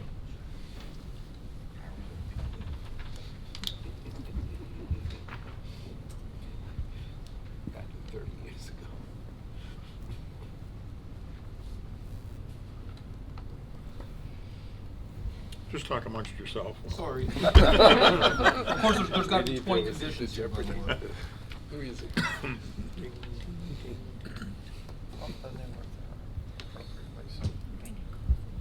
Mr. Chairman, I would say it's not our intent to prohibit the application from proceeding, according to whatever approvals is necessary.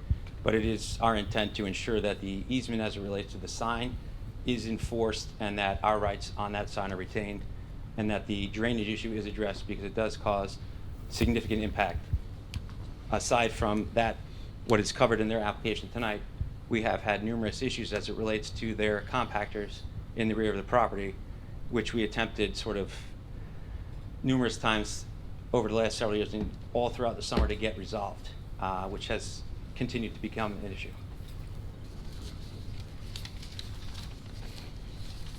From that, I assume that you've talked with the current property owner and Yes. there's been no resolution? Correct.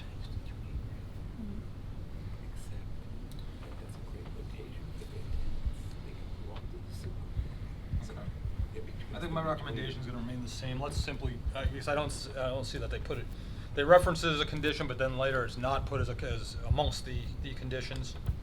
So we'll simply say that any condition contained in that prior resolution concerning the drain pipe of the rear property shall remain effective, and the applicant shall comply with the same to the satisfaction of the board engineer. Okay. Can I ask though, just moving off of that back to the sign issue? How are we going to address that? Because it already had a variance, right? Because it was 1 foot instead of 15. It's 4 feet as I Now their new one's 4. So 4 is better than 1, but It's still a variance, but Still a they're lessening the degree. Right. Just as they are with the area of the freestanding sign. And so how does that impact you guys? So That's what confuses me. So the previous. So this is just an old image of the previous sign. 3, please. I don't have any copies of this, I can tell you that for sure. But, so, it might be even on his previous. If you're going to introduce it, we got to mark it. Okay, so. You can mark it on the back if you'd like. I'll just leave it. Okay, well, there we go. As I'm sure anybody who drives up and down 46 is aware, that sign has been there for a long time. At the top of the sign, advertised for Troy Hills Village, which was located obviously behind that shopping center. And that's what the easement refers to, is that portion of the signage is forever, in perpetuity, granted to Troy Hills Village to display. I didn't understand that. Sure, sorry, my bad. So, like I said, not my. No, that's all right. That's why we ask questions. So, right, so that piece of the sign was supposed to say Troy Hills Village, to advertise for the apartments behind there, and that is the only signage that indicates the location of the property. So again, respectfully, there is no easement that I'm aware of that relates to the sign. There's the access easement, which was explained, that is the roadway that separates the two properties. There is mention in this agreement of sale of an easement to be granted, but there is no actual recorded easement. And Except for the one that we're referring to, which very well could be the one that's referenced in the agreement of sale. And because it existed. it could be, but that one does not address the sign. Right. It's only But for I don't access. think, does the agreement of sale reference signage? Yes. It does? Yes, Okay. it does. But as I mentioned before, the rights between these two property owners are really not an appropriate subject for consideration by the board. The board's jurisdiction relates to the conformity of this site plan and the proposed signs to the ordinances of the township. I would agree with council on that. And, I wouldn't want the board granting any approvals that were not in accordance with some recorded instrument that was before us, but we don't have that tonight. It would just be a different venue that would have to determine those rights. Correct.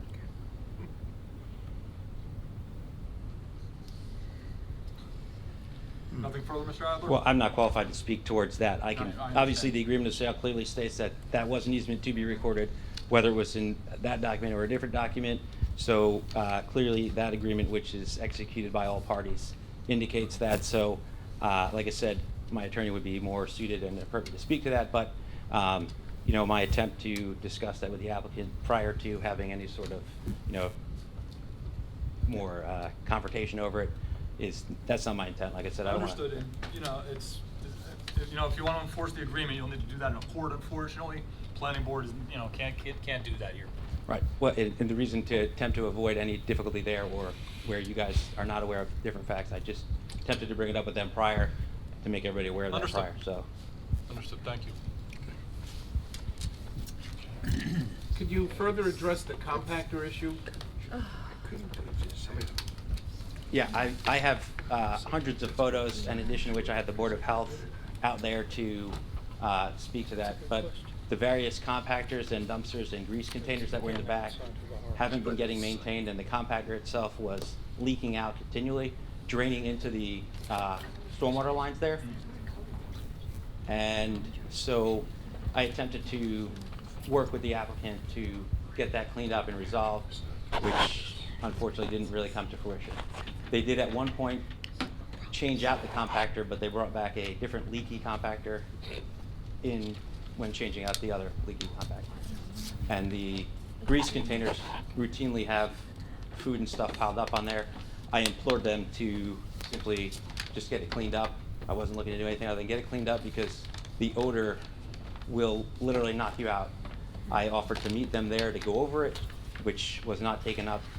And I simply asked that it get cleaned up because the offensive odor that will knock you out was causing problems with visitors to our property, prospects to the property, and the residents that live along that line. We have enforceable performance standards. If those smells are that bad, we can have a enforcement action against that.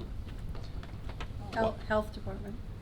DEP. So I did have one of the officials out there and never heard back, and no action was taken on their part, so. Okay, I would recommend tomorrow following up with the Mayor's Action Center. Okay. Let them know that you made complaints with that. I have a lot of departments, but that one's not mine.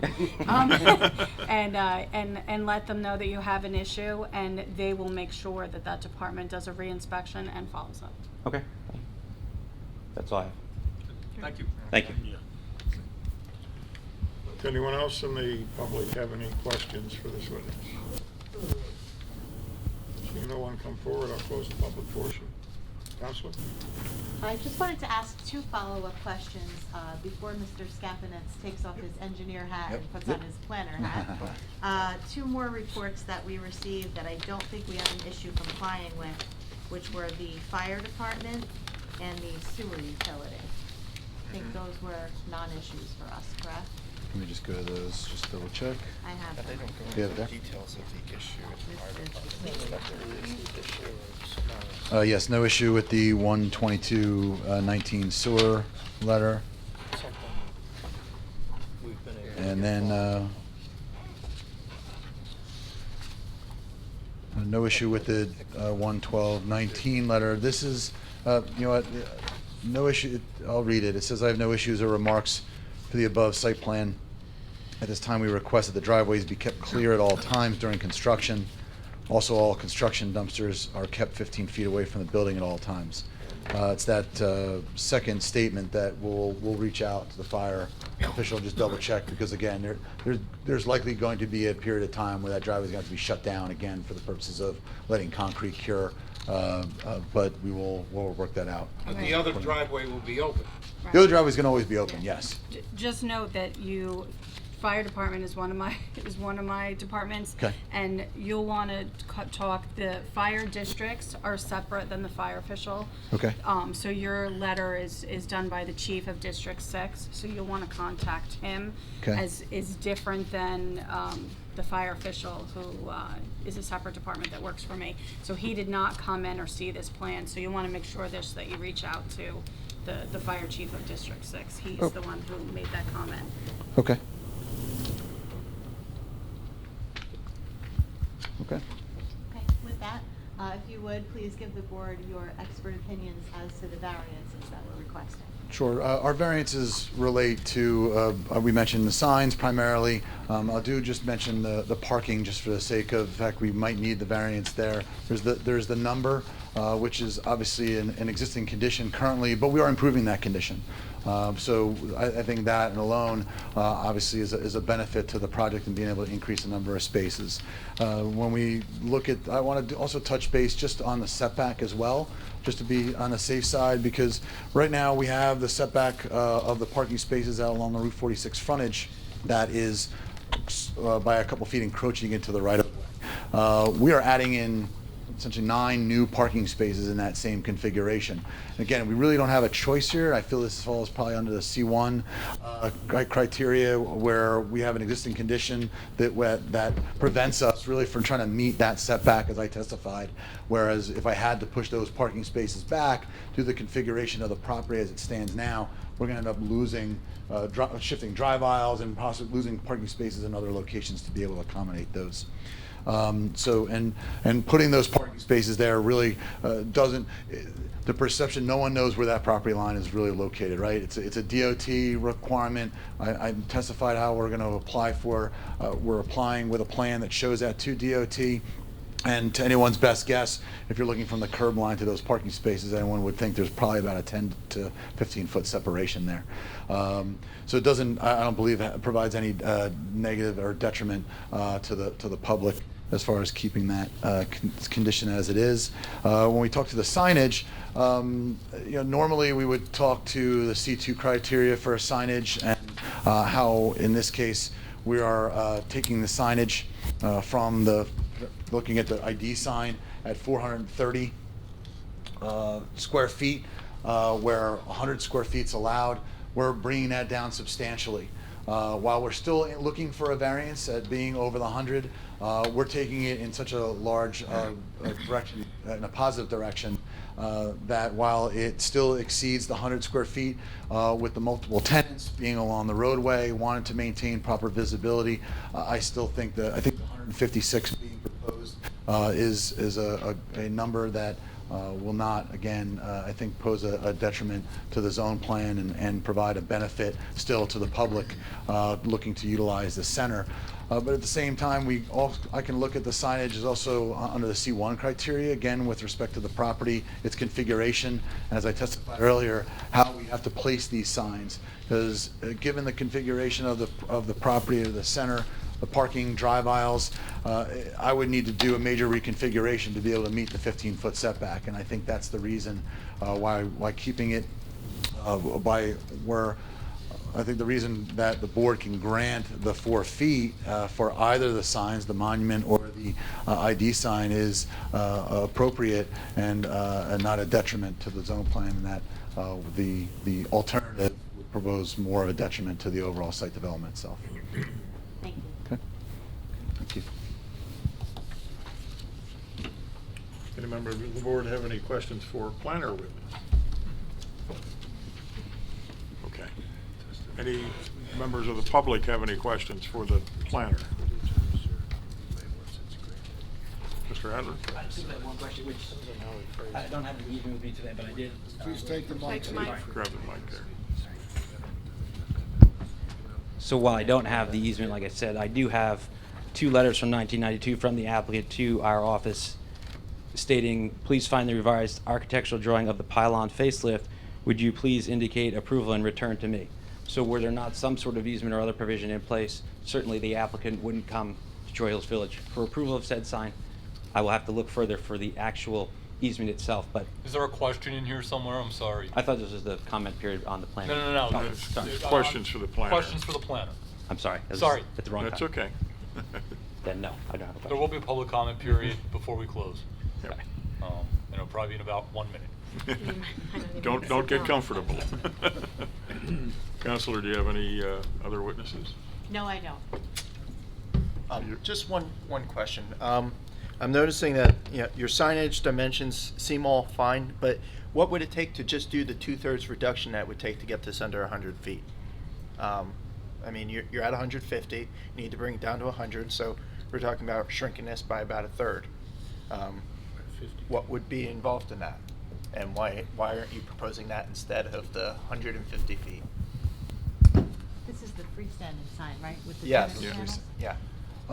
What it comes down to is we would probably end up losing the top portion. We can't get rid of the tenant signs. So Mhm. now we're losing the identification of the center at the top. And then with that probably still doesn't get us to the full 50 square feet 56 square feet that you're looking for. But in my opinion, I think looking at a 100 square foot sign, you're now I think now you're jeopardizing the visibility. I mean, you go and look in that corridor. First of all, the center before us has got probably I gotta believe that's about a 600 square foot sign that's before us. But not to say that you know, we're not comparing it to that. But when you go there, you then you're getting into the in the PSE&G right of way, the wooded area, which won't be improved at any point in time in our lifetime probably, because it is a utility right of way. So you have the trees there, and I think having that sign at that size, I think and again, the picture I think says a lot to it. If not a figure on this sign being 1/3 smaller, the identification of it traveling down the highway during rush hour, I think having a larger sign of 50 square feet is much more appropriate for visibility and acknowledgement of the location. And you can't adjust the size of the tenant signs at all? Again, we could, but now we're talking about, and even as it is, lettering that is significantly smaller than what's out there today. And we have multiple tenants here that at that point you're probably not going to be able to read until you're directly upon the sign who's there, and that completely contradicts what we're trying to do by putting the sign ahead to identify the driveway and the location of the center in the first place. Thank you very much. I don't have a copy of the sign in front of you, but the proposed sign, Troy Hills Village is not one of the names on the sign. No, it's the shops at Parsippany is at the top. Okay. It used to be Troy Hills Village, yes. How much bigger would it have to be to put Troy Hills Village on it?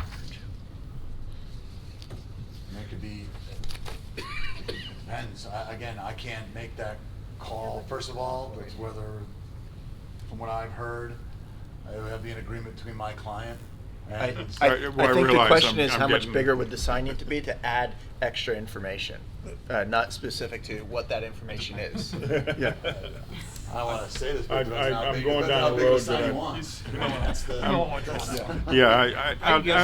I'll withdraw. Okay. Going down a road that's not within this board's purview. Okay. Seems about right. Your application's complete then? It is. I would just like to make a brief remark, but I'm not sure if you'd like to allow the public to make comments before I do that. Well, or- We're going to do public comment, then close. Okay, I'll open then to any member of the public that has any comments on this application. Mr. Adler? Assuming that I don't need to repeat what this says about them looking for approval from the sign previously, as ironic as it may seem, as far as shrinking the sign down that additional amount, I would agree with the planner that that would be in poor choice given the size of what that would make the sign, and also as you go up and down that corridor, the size, the brightness, et cetera, of all the adjacent signs, and obviously then I think it might need to be slightly bigger to comply with the easement. That's my opinion. But for the record, we would be potentially open to making some sort of trade-off with a sign located closer to the entrance, not on top of the monument perhaps. Obviously that's not part of this application, but something that could be discussed with the applicant and ourselves, et cetera. But Yeah, that's something for you to work out with the applicant. It's not within our purview to. Thank you. Thank you. Well, maybe it is though. If they're gonna come to an agreement, the applicant and the village, to another sign that would be near their private road on Route 46, it would have to come to this board anyway, right? I would think. If the signage needed a variance, it would. Well, it would certainly, I imagine right now there are a number of signs, so they would probably need a sign variance. it would need a sign variance to put that. Unless it's just a sign for the facility, for the apartment complex. No, we're talking about for the village now. This sign that they're getting relocated does not mention the village anymore. If there was a freestanding sign on the west side of the access road for the village, would that, and it was modest size, would that require a variance? That's my question. Setback, yeah. I guess it depends on who's putting it up. And where it's located. I mean, if it's a sign that's comparable to a township street sign, recognizing that it's not because it's a private road, would that require a variance? Because it's not being put up by the shopping center. It depends on where, if it's going on the applicant that's before us property, that would be a third sign. and thus needing a variance. And I think when Mr. Adler has come to the zoning department before about a sign, that's the difficulty that we're having. Where to locate it, because though he has the street, he doesn't have the frontage there to put it. So we If needed they- one of the property owners to agree to let him have his sign on it, and then depending upon the size, to be large enough for you to be able to see coming down 46 at that speed, it would need to be large enough. And so you're talking at least 2 variances, because the setback to 46, you're talking probably the size, and then depending on whose property, the 3rd variance for having an additional signage. Yeah, well, if the shopping center had some kind of an agreement, that's why their name was at the top of the big sign. It would seem like their shopping center should be able to negotiate with them to allow another sign to be put up on shopping center property for the village. But that's the lawyers that have to work that out, right? Yeah, and I think that they'd have to come back to this They'd have to board come back to this board almost for any that way you look at variance. it, because if they put it at the top of the freestanding sign, they're gonna make it bigger. Yeah, need a well- variance. If they put an all I don't new think it'd one. be appropriate anymore where they've relocated the sign. The I village agree, is not yeah. appropriate anymore. Right. Too far from the road. Their sign should be near their private road, but still on the On the Route 46. Route 46 Yeah. area. Well, if it was There it on is. the Or access Dale. road, Not on on- the west side of the access road, clearly on village property, not on the property of the It applicant. depends on which side of the street And they it put was it. 15 feet back from Route 46. There is land on the other side, Yeah, Andrew. just looking at their map here, the, what is it, Troy Village right-of-way extends all the way out to 46. So the Troy Village has property. They would need a variance for the 15-foot from the side yard setback between this applicant, you know, they would be closer than 15 feet because they gotta put Auto it parts. between the curb and the property line. But there is room to put a sign on the Troy Village property. but it would be an application By here Troy for Village. front and side and possibly the size, depending on. That seems like a simple So negotiation. would the village come back here or to the zoning board for that? If that's the only proposal that he had on the property, it could be just the zoning board. If he's doing other work on the property and he has other proposals, I'd recommend him put it all on one thing and come here. Okay. Okay. You're not gonna get any sleep tonight. Okay. Okay, I see no one else from the public come forward. Counselor, close. Mr. Chairman, members of the board, thank you very much for your time this evening. I'll be brief, as I believe we've covered all of the issues pretty thoroughly at this point. We do believe that we have satisfied the requirements for site plan approval, as well as the statutory criteria for all of the variances that are requested. And with that said, we respectfully request a vote of approval this evening, subject to all of the conditions that were discussed throughout the hearing. Okay, my apologies, I moved along to closing. I didn't ask if any members of the board have any comments on this application. Anyone? Yeah, we've been commenting right along. Is that what it is? Okay, seeing no one, then I'll close the comment period. I'll entertain a motion. Well, first off, I'm going to ask Mr. Carlson Goes, to gotta go go. through what Yeah. the conditions and the different variances are that we're going to grant. Well, variances, I think, have been enumerated by the applicant, and Susan can remind us if needed. I will give you the conditions. Okay. One, the applicant will work with the township forester to identify locations for additional trees near the property's border with Troy Hills Village Road and on the proposed island. Two, the sidewalk shall be extended on the westerly, to the westerly side of the intersection, and that assumes NJDOT is approving of same. Three, the plans will be revised such that the proposed sidewalk will align with the sidewalk on the other side of Troy Hills Village Road. Four, the applicant will provide turning radiuses to the board's engineer, showing that emergency vehicles and an SU-40 vehicle can navigate the ingress and egress points. Five, the applicant shall install temporary signage during construction to let to let travelers know that the stores are open, and for 6 weeks after the opening to indicate that there's a new traffic pattern. And 6, any condition contained in a prior resolution, specifically the one from September 10th, 2012, concerning the drain pipe in the rear of the building shall remain effective, and the applicant shall comply with same to the satisfaction of the board's engineer. I had one more that was from Go ahead. Mr. Cangiano's memo on the center island modification Oh, that's right, yeah. to that provide a they'll- full accessible sidewalk. They'll adjust the channelization island to allow for pedestrian movements along the side, crosswalk. There you have it. All right, And- with those and- conditions. Do you want to add one more on just coordinating with the fire district on satisfaction of their letter? Yes, absolutely. Was that the usual? Say that again, Susan, I'm sorry, I was Just typing. coordinating with the fire district 6 it was. regarding compliance with their review letter or memo. And in terms of enumerating the variances, just I think it would be good. I have the area of the freestanding sign, which will remain non-compliant though reduced in non-conformity. The setback for both the freestanding sign and the monument sign, the number of signs, and parking. That it will remain short on parking though reduce in that Oh, non-conformity. better than it was. Yes. What All was right. the first one again? I'm sorry? The area of the freestanding sign. Okay. Well, non-compliant.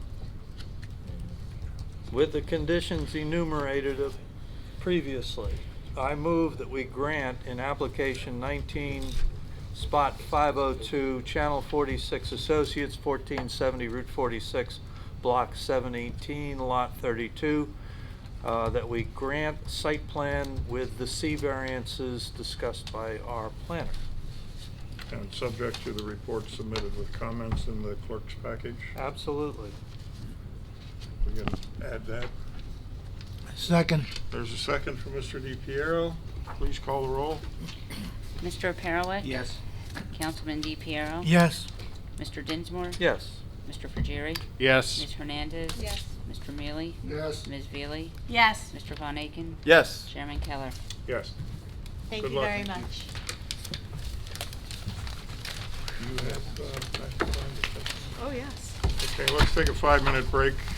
We'll allow the room to clear, and we're going to talk master plan.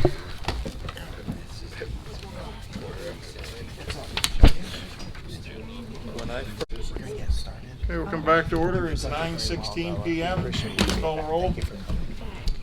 Mr. Perelik? Here. Councilman DiPiero? Here. Mr. Dinsmore? Here. Mr. Frigieri? Here. Ms. Hernandez? Here. Mr. Mendel? Mendel? Mr. Mendel. Here? He's. No, he's Here not he is. Not Oh, here. Mr. Mendel. Here he is. Say here. Here. There you go. Hold on. Mr. Mealy? Here. Ms. Veely? Here. Mr. Von Aiken? Here. Chairman Keller? Here. Well, that was an extensive application that I don't think we expected to be quite so extensive. So unfortunately, we're starting a little bit later than I think we all anticipated, but we won't keep you late. Our new master plan will prevent that from happening. Hopefully. The main thing we have to give you, is this document, which we are not going to go through in detail tonight, given the hour. And we're hoping you can give us comments in the next couple weeks. There's no hard deadline. If you think of something or you notice something after the next planning board meeting, that's fine. But hopefully, in between now and the next meeting, you can let us know if you see anything that's sort of off base. Do you think that there's something missing? This is basically an existing conditions report, covering a variety of topics, some of which we talked about already at the public workshop back in November. But we tried to go a little bit more in depth without being encyclopedic. It's not really meant to be an almanac of resources and inventory and lists and things like that. It's meant to be a summary of existing conditions that we think are relevant and important to the master plan. We're gonna go through in a couple minutes and tell you a little bit of the things that jumped out at us as issues and potential opportunities that we wanna continue, looking at. I will call your attention to a couple things. We're kind of excited about some of the maps that we were able to produce. There's a neighborhoods map, which we developed. This is figure 10. Dan Cassis, your tax assessor, has a detailed inventory. One moment. Is this being videoed, this part? Yes, it I think is. so, Yes, yeah. okay, Do you want it to be? Is it supposed to be? Fine. It's an open meeting. Yeah. Okay. okay. Fine. Just making sure that, because we can't take it back later. It's not in executive session.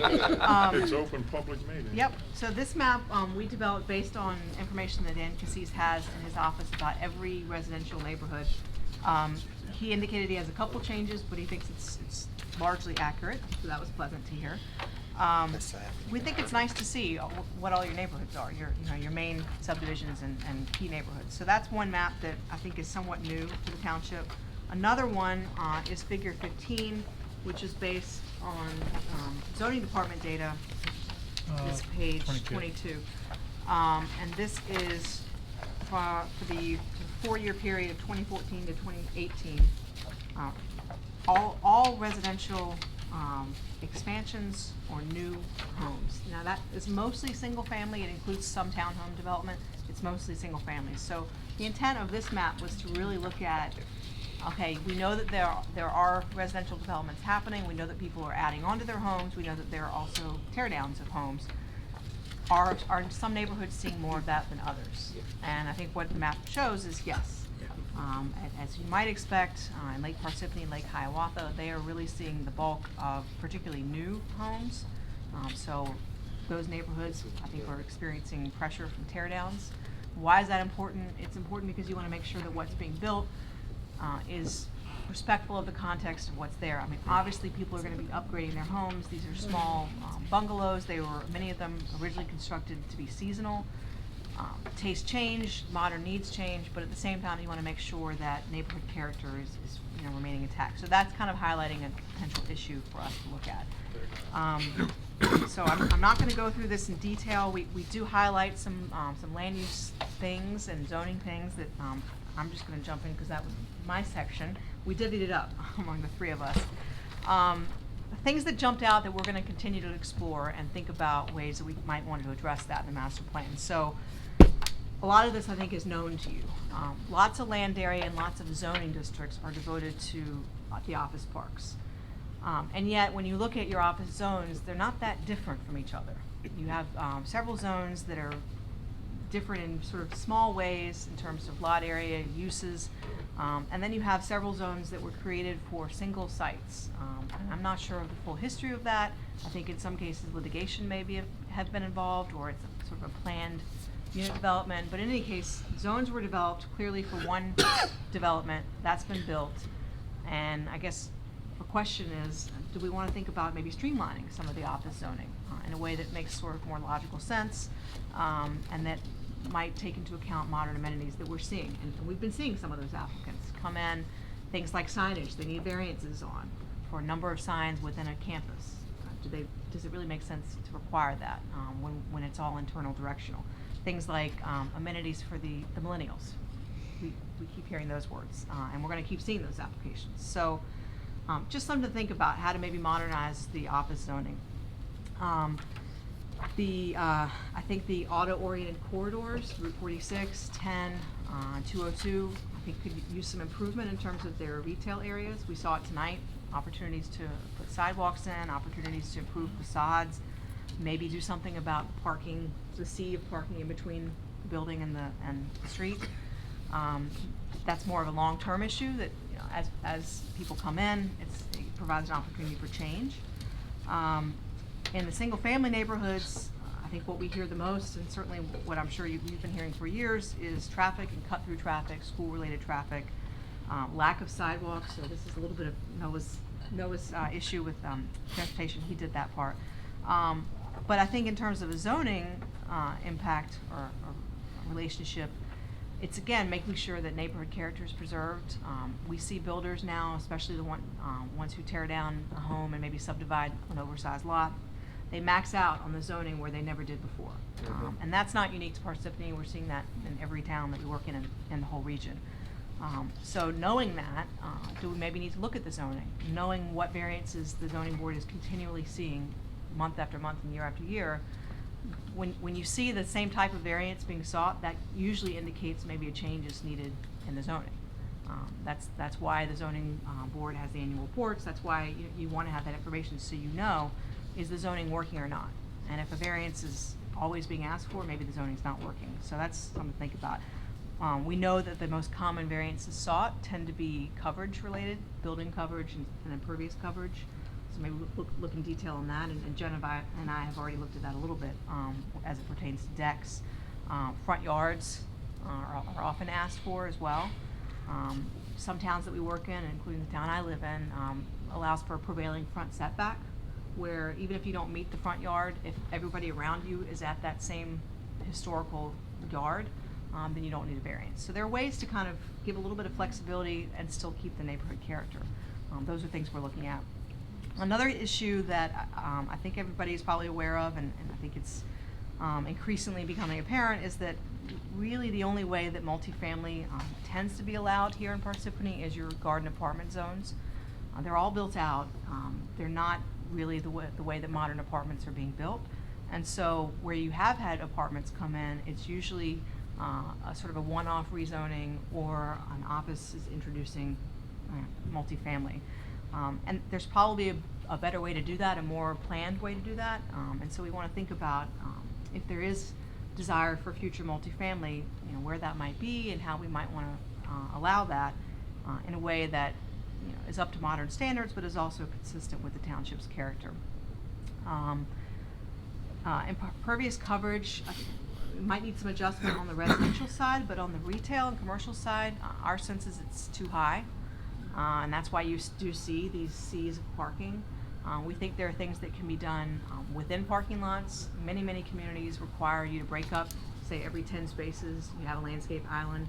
Of course, the owners would rather just be able to plow it easily, but they're certainly used to it in other towns. It's not onerous in any way, and that's a way for you to get trees within the parking lot, which helps for drainage, but also helps for aesthetics, for the whole heat island effect. Anybody who's been in a parking lot and a strip commercial center in August knows how hot they get, and that is an actual shade centers. environmental concern. So that's an area that we think is ripe for for looking at. We're looking at the parking ratios as well. They may be a little bit low actually in your office centers. We do see that a lot. People are asking for variances in those corporate office centers because they're cramming in more people. So you want to make sure that you're consistent with what's happening. On the flip side, I think that they're probably high. For instance, tonight, they're still under. I don't think they probably need all that. I think the ratio is too high. They're not going to use that much parking. You could be getting an improved aesthetic, improved drainage and stormwater. I've been there when it's full. Okay. Okay, Well, not often, but. Yeah. Every shopping center is going to be full, certainly around the holidays Yes. and key times of the year. And I think I'm not a traffic engineer, but modern traffic engineers and transportation planners say you shouldn't be building to that peak. You should be building to the day-to-day, because you could deal with the peak. It's sort of a short-term situation. Well, but we're looking at it. If there's no, if you're dealing with a problem with off-site parking. Right. But you want to make sure that you're not creating impacts Right. off the property. I will say we eat at Habit Burger often for these meetings, and that place is full. That end of the shopping center in particular, because it's heavy on food. So it matters what the tenant mix is. But we are looking at the standards. We're looking at your standards for all retail, really all non-residential. Also, your multifamily is a bit high. It's the same as single family, and there's no differentiation according to bedroom mix. We do see that if it's one bedroom mostly versus 2 bedrooms, there are just going to be fewer cars. So we want to make sure that those ratios match up with actual demand and with modern standards. Well, with a lot of the condos and even the apartments, you max 2 parking places per unit. New Jersey's the highest in the country for young adults moving back home. Now we don't have 2 cars in the dwelling unit anymore. We have 3 or 4. And street parking in some of the townhome units around here it's an issue for emergency vehicles in particular to get through on it, especially on weekends when there might be a visitor or two. Now you're really loading the parking up. The other thing with parking is we have compact spaces allowed to help meet. Not so many compact cars anymore. They're Yeah, trucks. compact spaces The are a biggest little bit growing segment of dated. the auto industry is trucks and Yeah, SUVs. yeah. In fact, some of the car manufacturers aren't making cars anymore. And I haven't seen so many of those compact spaces get enforced either. You see the large pickup pulling into it. And then you can't open your door. Right, right. So, Sorry. it's a balance, and you're right, you don't wanna create a situation where everybody's having to park on the street and all of a sudden the neighborhood is suffering for that impact. But at the same time, you don't wanna overpave if you don't need it. So we wanna make sure that we strike that balance. And I think it's probably easiest to look at with the non-residential, because there's a lot of data out there, that really shows what you're gonna need. And so we wanna make sure that the large office users aren't having to always ask for big variances, but the shopping centers aren't putting parking in that they don't really need. So we're still looking at that in detail in our office. So I think that's a good segue. We did do a fair amount of allowing that, what do you call that, parking where it's permeable, The land banking. the land Yeah. banking parking. We had some where they actually put down material to make it so that it could support a car if it ever was needed, but it was permeable and not noted, it wasn't set up Right. as a parking space, but it could become one. And that's a great approach. Is there a way to figure that? I mean, at our church, we have permeable parking, down in the bottom, about a third of the area. And outside of them, they said don't let a garbage truck do a K-turn on it, because it could shift it. But a normal car, it's no problem. So, but I see nowhere around here that has that. Yeah. We were just Is it like the grasscrete where there's actually grass Is it growing permeable? up, or is it permeable asphalt? Okay. Yeah. Oh, really? Pervious is Yeah. asphalt, or impervious is asphalt. We've seen it. It's an asphalt that lets the water drain Yeah. through. We've seen it used in Yeah. a number of municipalities. One thing to consider is there's usually maintenance is the big issue, Right. because sand, if sand gets into the pores, Or can clog it up, or salt. needs to be vacuumed. It clogs it up, and you need a vacuum That machine. was the argument against it, was that over time it would become impermeable anyway. Right. If you have a vacuum, I think from what I hear, I haven't worked closely with it, it can work, but you need to have regular maintenance. Okay, well, then this is what I was talking to you about, since we're Yeah. looking at green infrastructure, remediation of existing development, and that's some of the standards that might come down, is to take redevelopment instead of grandfathering in, like, okay, this is impervious, and then you're not changing the existing. They wanna make people, the onus is on them to maybe, Right. to do better. Are we gonna write that into some of this eventually? Like, how I do we think go green about infrastructure doing that? is a great Yeah. avenue to pursue. Yeah. I It's think we're gonna- probably gonna talk about it in the infrastructure section, but there's Okay. zoning as well, I mean, because it comes into play with impervious Yeah, cause it's cover. gonna be, we're gonna have to, it's Yeah, not like, those are the rules that are coming down, so. Yeah. I mean, and Andrew will second this, I'm sure, I mean, you can treat the stormwater fine, and you pipe it and it works, but then it's not filtering down into the Yeah. aquifer, it's not recharging groundwater. And I think that's certainly a direction that we're interested in going. And they'll- If We if talked you about go over that. to Care One, you'll see a chain across the lawn.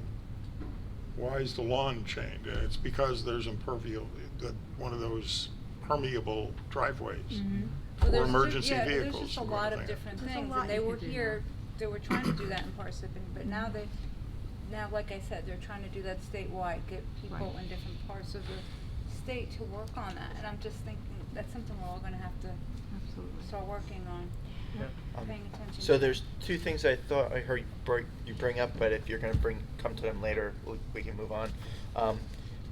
One was the residential volume when you were talking about 15, and I'm wondering if there's some way we can institute some sort of a volume of the property rather than talking about how many square foot of coverage it takes up, but rather the volume Yes. of the building itself. Well, Is one- that something that can be done?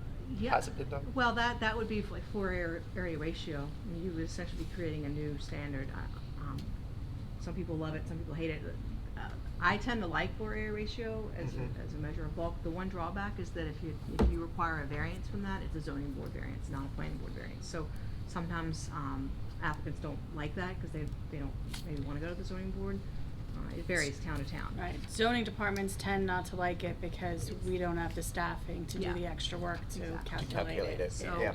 we looked maybe, I don't know if it was 5 or 10 years ago, but it was, you know, you're doing the new single-family dwelling, the part of the house that had the garage couldn't have a 2-story, and it was gonna be 1-story, and we looked into it, and it never happened. Yeah, I mean, it is kind of a blunt tool, and it's hard for the layperson to understand and visualize. So I think there's a lot you can do to kind of control that bulk. You know, one thing that, and I feel like Mr. Dinsmore, you've mentioned this before, where you regulate the setback versus, based on how high the building is, and that really speaks to the scale of the home to the street, the pedestrian. Other things you can do to break up the front a little bit, some communities require you to set the garage back maybe 5 feet, and that's, you know, builders don't love that because then they can't build their box, but it breaks up that facade and makes the front door be the most prominent thing rather than the garage door. Things like that. You can, you know, in my town we exempt detached garages from FAR, which isn't an issue here, but you can exempt them from some requirements as a way to kind of incentivize detached garages where you can do that, and that reduces the bulk of the principal home. So there's a lot of things that we can look at. And that's stemming out of my concern for what I'm seeing in Lake Hiawatha in particular, where the boxes just seem to be flat, tall, and they're easiest to build. That's what they love to build. So I would like to address that in some way. The other area of concern that is addressing whether or not how we're meeting the needs of our corporate residents in terms of the popular trend is to incorporate more of the amenities on the corporate site, and that actually concerns me in a lot of ways because it keeps the workers from going out and exploring our town's amenities, and so if there's some way we can address additional rules for those types of amenities, which also attract corporate customers, so we don't want to be overly burdensome, but I want to consider that balance. I'm sorry? Sidewalks. They're not always easy. You know, some of these campuses are really tucked away and a little bit isolated, but where you can get connections, people will walk during their lunch hour. They want to, and that's they'll why, drive too if it's convenient. So, but if it's all on campus and they're providing the cafeteria and they're providing the dry cleaning and all those things, then that's not supporting our other businesses. Exactly. I was going to say, you should see the stream of pedestrians crossing from GAF to Wendy's and to the whatever that other hamburger place is across the street. Zimburger, yes. I mean, that's dangerous, but they do it. Yeah. Well, it would take you an extra 20 minutes to drive. Yeah. Yeah.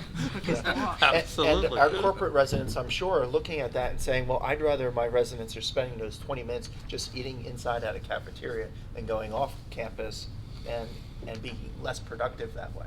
At least that's what happens in my office, and I want to address both their needs and to make sure that our smaller businesses are getting what they need out of it. I think that they first and foremost want to attract the workers, and they're kind of basing their amenities on what they hear their workers want, and so that's why we're seeing the swings and the beer gardens and the bocce and all these things. But you're right, it keeps them on the property, which is probably another bonus for the bosses. Well, typically it's cheaper for the employee too. A cafeteria is going to be cheaper than going out to a restaurant. Well, if it's owned by the business and if it's subsidized in some way, and that's not always the case. I also feel like the work-live idea, I think the cafeteria is good, but I think people want, amenities that are more like downtown oriented to be around people, and there's a social aspect to it. So I think the cafeteria is definitely important, but there's a social side. I think people want to get out of the office and have experiences, and so there might be a and I would call your attention to Harmon Meadows and Secaucus, which I worked in that complex for a little while, where there are numerous retail and restaurant opportunities. Okay. And so it was a nice complex for me to work at in terms of the amenities, but now I work in a building which is isolated, but they've brought the amenities in-house. And so you have everything you need, but it's not quite the same as sort of being able to walk and discover it on your own. Just real quick, back on the residential bulk, one thing I've been thinking about it on impervious coverage, because it's obviously something that people are constantly having to seek variances for. You know, a lot of communities do it by this actual size of the lot and not the zone size, and that may, I have to do a little bit more research, and Jen, you and I can talk about it. That may allow people who have undersized lots to not be penalized for that. You know, so they're being counted on these things based on how big their land actually is, rather than something that they could never meet. We have to look at that, but it's being used in a lot of different communities as a more kind of precise way to get at the zoning requirements. So Okay. I think I'll turn it Yeah, to you. so I'll talk about transportation a little bit, but just really quick before I do, I just wanted to just clarify a little bit about the document that we handed out. It's really more of an existing condition report rather than looking into issues and opportunities, and I think Susan was able to identify a number of the land use and zoning issues in particular because she's so familiar with them. But I think at the next planning board meeting, we'll probably have a more concrete idea of the recommendations we're going to make. So for transportation, I'll just discuss quickly, you know, some of the things that we saw. They're probably things that everyone is well aware of with regard to congestion and walkability. There are things that we heard at the public meeting. There are things that we gathered through data. We have crash data from 2017, and we also are compiling data from 2015 onwards, so we're still working through the data. We also have data from Google, which tracks basically every single person that's on the road, and it's really helpful to see where there's congestion and when. And what we saw on a typical weekday is exactly what you would expect. Between 7:30 and 10 a.m., you have congestion at all of the, you know, basically all the interchanges and Route 10 and Route 46. All the approaches, and the same thing happens during the evening commute. But as soon as that period ends, it's basically free flow. You know, there's no congestion at any points, but you just have a lot of congestion at those two key periods. We didn't see a whole lot of congestion in the afternoon, but it was really helpful to see, and so we visualized it. There's a map in the report that shows exactly where the congestion points are. We also have a map that we'll continue to update as we hear from the public about where people's perceptions of areas that are congested or that feel unsafe for various reasons. And as I said, we'll continue to update that. We do have you know, more outreach planned through focus groups, through there's a survey, through a you know, other methods that will help us to kind of flesh it out, and we'll come back with kind of a more concrete list of issues. Susan just pointed out that she found the 2005 circulation element, which we today. So that'll be helpful. I haven't had a chance to review it, but we'll look at that and incorporate any information as appropriate. Yeah, no, just one thing. Is there a standard definition of congestion that Google uses or that we're using, or what does the term mean? I would say it's a more qualitative. It's not, you know, the transportation engineers use. They have level of service, and there's other types of things that they use to define congestion. Google, I think, has their own metric of really traffic speeds, and based on the classification of the road. And so I wasn't able to kind of dwell down to see exactly how they measure it, but it's basically when you look at a Google map on your iPhone and you see the road is red, that's, you know, Your rate of travel is slowed to this percent of the speed limit. Yeah, and it's, you know, I don't know if you've used Google when you, you know, when you're in the car and you use it and you see the red, green, you know, orange. It's the same as that, but I don't know exactly what that metric is. Because locally, a lot. I mean, just I don't want to go down the rabbit hole here, but a lot of times it's like light rotations. You know, it's like how long do I have to wait to make a left? Right. You know, and that might not seem like congestion, but if you're there through 3 light rotations waiting to make a left turn, that's, you know. Sure. 202 Park Road, 202 at 3 o'clock. It's Right. like, you can't move. See, that was the With the feedback we kids got at the coming high out. school, which is Yeah. for many people in town, the congestion starts at 3:30. Right. And the idea that it's 4:30, 5 o'clock, I think is probably a little overly optimistic. I think it does start a little earlier in this one when we saw it really pick up. But what Google does is it kind of uses an average for a typical day. So I guess that smooths out some of the peaks on Right. certain days. But that's why we're adding in that qualitative map from public outreach, because we do understand that there's the feel aspect of There's congestion. people's experience. People's experience. Day to day. We do have a map in there that we've shown before of sidewalks, existing sidewalks, and I think when we do talk about recommendations, we'll get into, really key opportunities of connecting neighborhoods to what we call pedestrian generators, like schools, retail centers, bus stops, parks, etc. And I think Taylor will talk about connectivity a little bit with regard to parks, but there's a transportation element to that as well. So yeah, I'll just pass it along to Taylor. A quick question. Yeah, sure. Where I'm seeing 202s is US Road. I guess I should have known that, but how does that affect our ability to do things to that? It's not easy. And 202 I'll is get there. unusual too, because it's, most state roads are actually maintained by the county.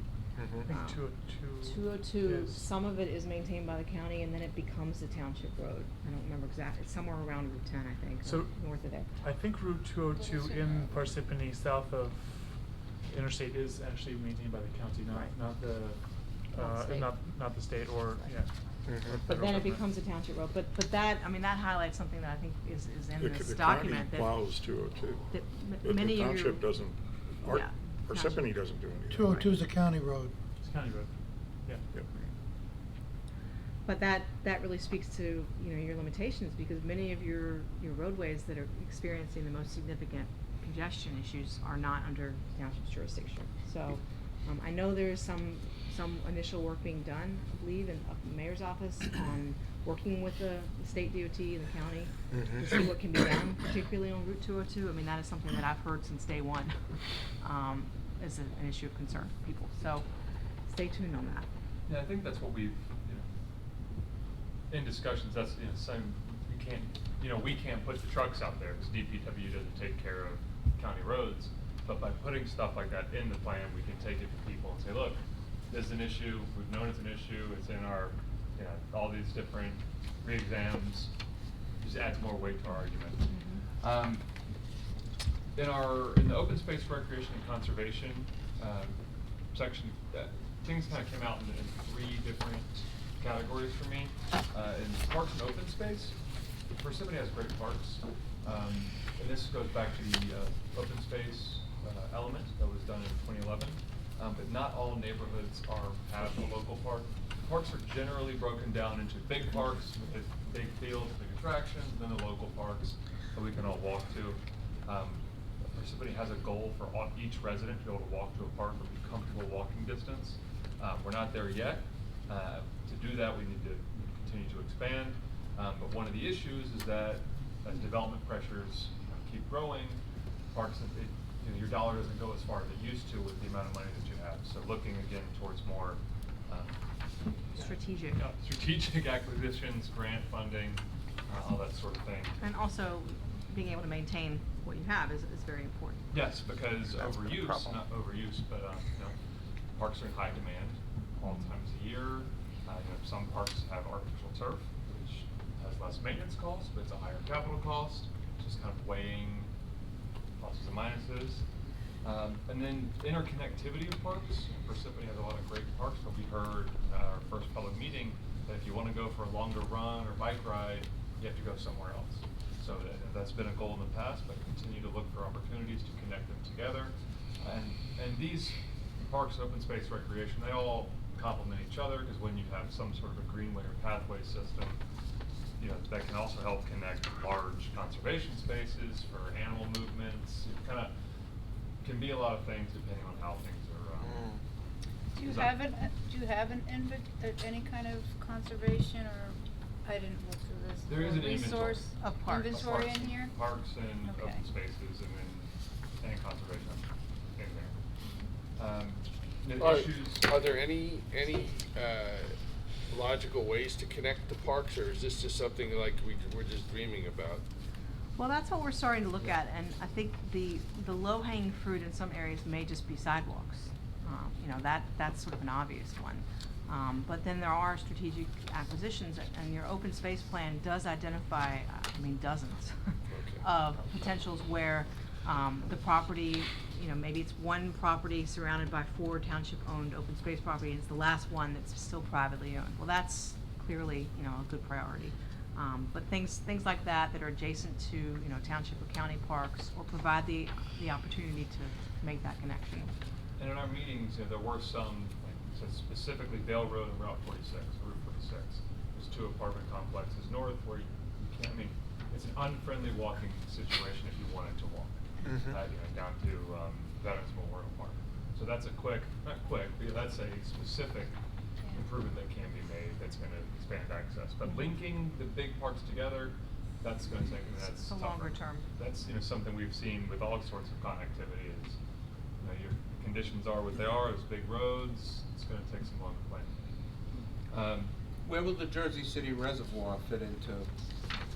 So that, that's coming. It's a great thing. That's that gives part you of the walking, right? Yeah. Right.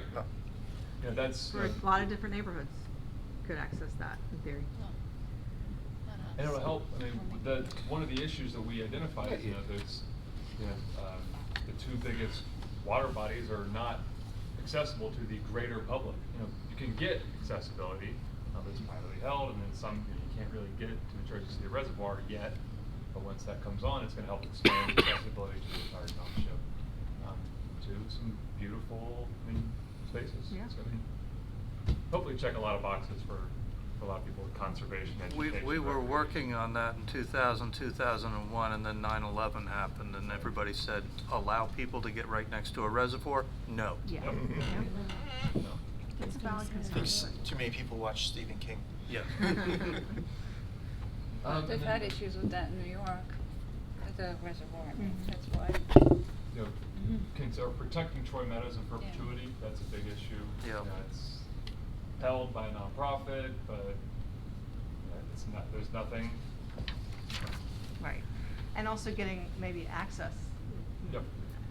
And they did come, you know, with the zoning change, which I'm sure most of you remember seeing, you know, had to come before this board, that I think the plan is, as I understand from wildlife preserves, is to allow some more public access. Devil's in the details, but it's a huge resource, not only for Parsippany, but really the entire part of the state. A huge natural resource, and a lot of people have never been out there. It needs a little bit of improvement, I think. I wouldn't walk by myself And out there. I haven't been out there, but what I've seen on, yeah, you know, on the net, it's beautiful, but it's, again, not isolated. not exactly accessible. The stuff doesn't seem that well. It's fairly accessible, but you've got a lot of utility easements through there. There are a lot of gas transmission lines that go through there, so they actually have to have pathways to walk. Yeah, I guess what I mean is accessible as in Boardwalk. welcoming, Park space. you know, kind of like, oh, Every once in a while, we'll get a few hikers lost out Right. there. Something That's a like what they grant have at the worthy, Great Swamp. Yeah. I think you could get grant money for that. Yeah, Absolutely. I hope so. And so, but this, again, everything kind of complements each other, talking about runoff, impervious surface. You know, we've got, September 2018 Highlands Council said that we're pulling too much groundwater in 3 out of the 6 sub-watersheds where Parsippany pulls groundwater. I believe from the state, there's capacity to pull groundwater, but it's not, or for drinking water. But that's, you know, again, in the Highlands Council letter, they make it the point that just because you have capacity from the state does not mean you're not overtaxing. And when we have too much impervious surface, like we were saying, it used to be get this water out of here as fast as possible, but that's not recharging the groundwater, which is where we get all of our drinking water from. Going into community facilities, cultural resources, everyone we talk to with the emergency services said we need more space. DPW too. Yeah, everybody, sorry. Everyone in community services said everyone's maxed out, we're all hunched up, working on cardboard boxes kind of thing in the corner. Well, not that bad. No. fine. Our Things are desks tight. are crowded, yes, that's what I meant to say. Is there a way to assess the validity of that point in terms of, you know, are they just asking for more, or are we oversized for our community, or? Come down and see when all my employees arrive and 4 of them don't have desks. Okay. Or try to visit the court or police station on court day. You have- may drive I around the have parking lot for experienced that 45 one. minutes looking for a parking Yeah. space, Did like I? I did. Don't ever set a meeting that day in the police department. I mean, it's something we hear in every community when we talk to any kind of department staff. Everybody would like more space, but I do think that you are constrained in a lot of the departments.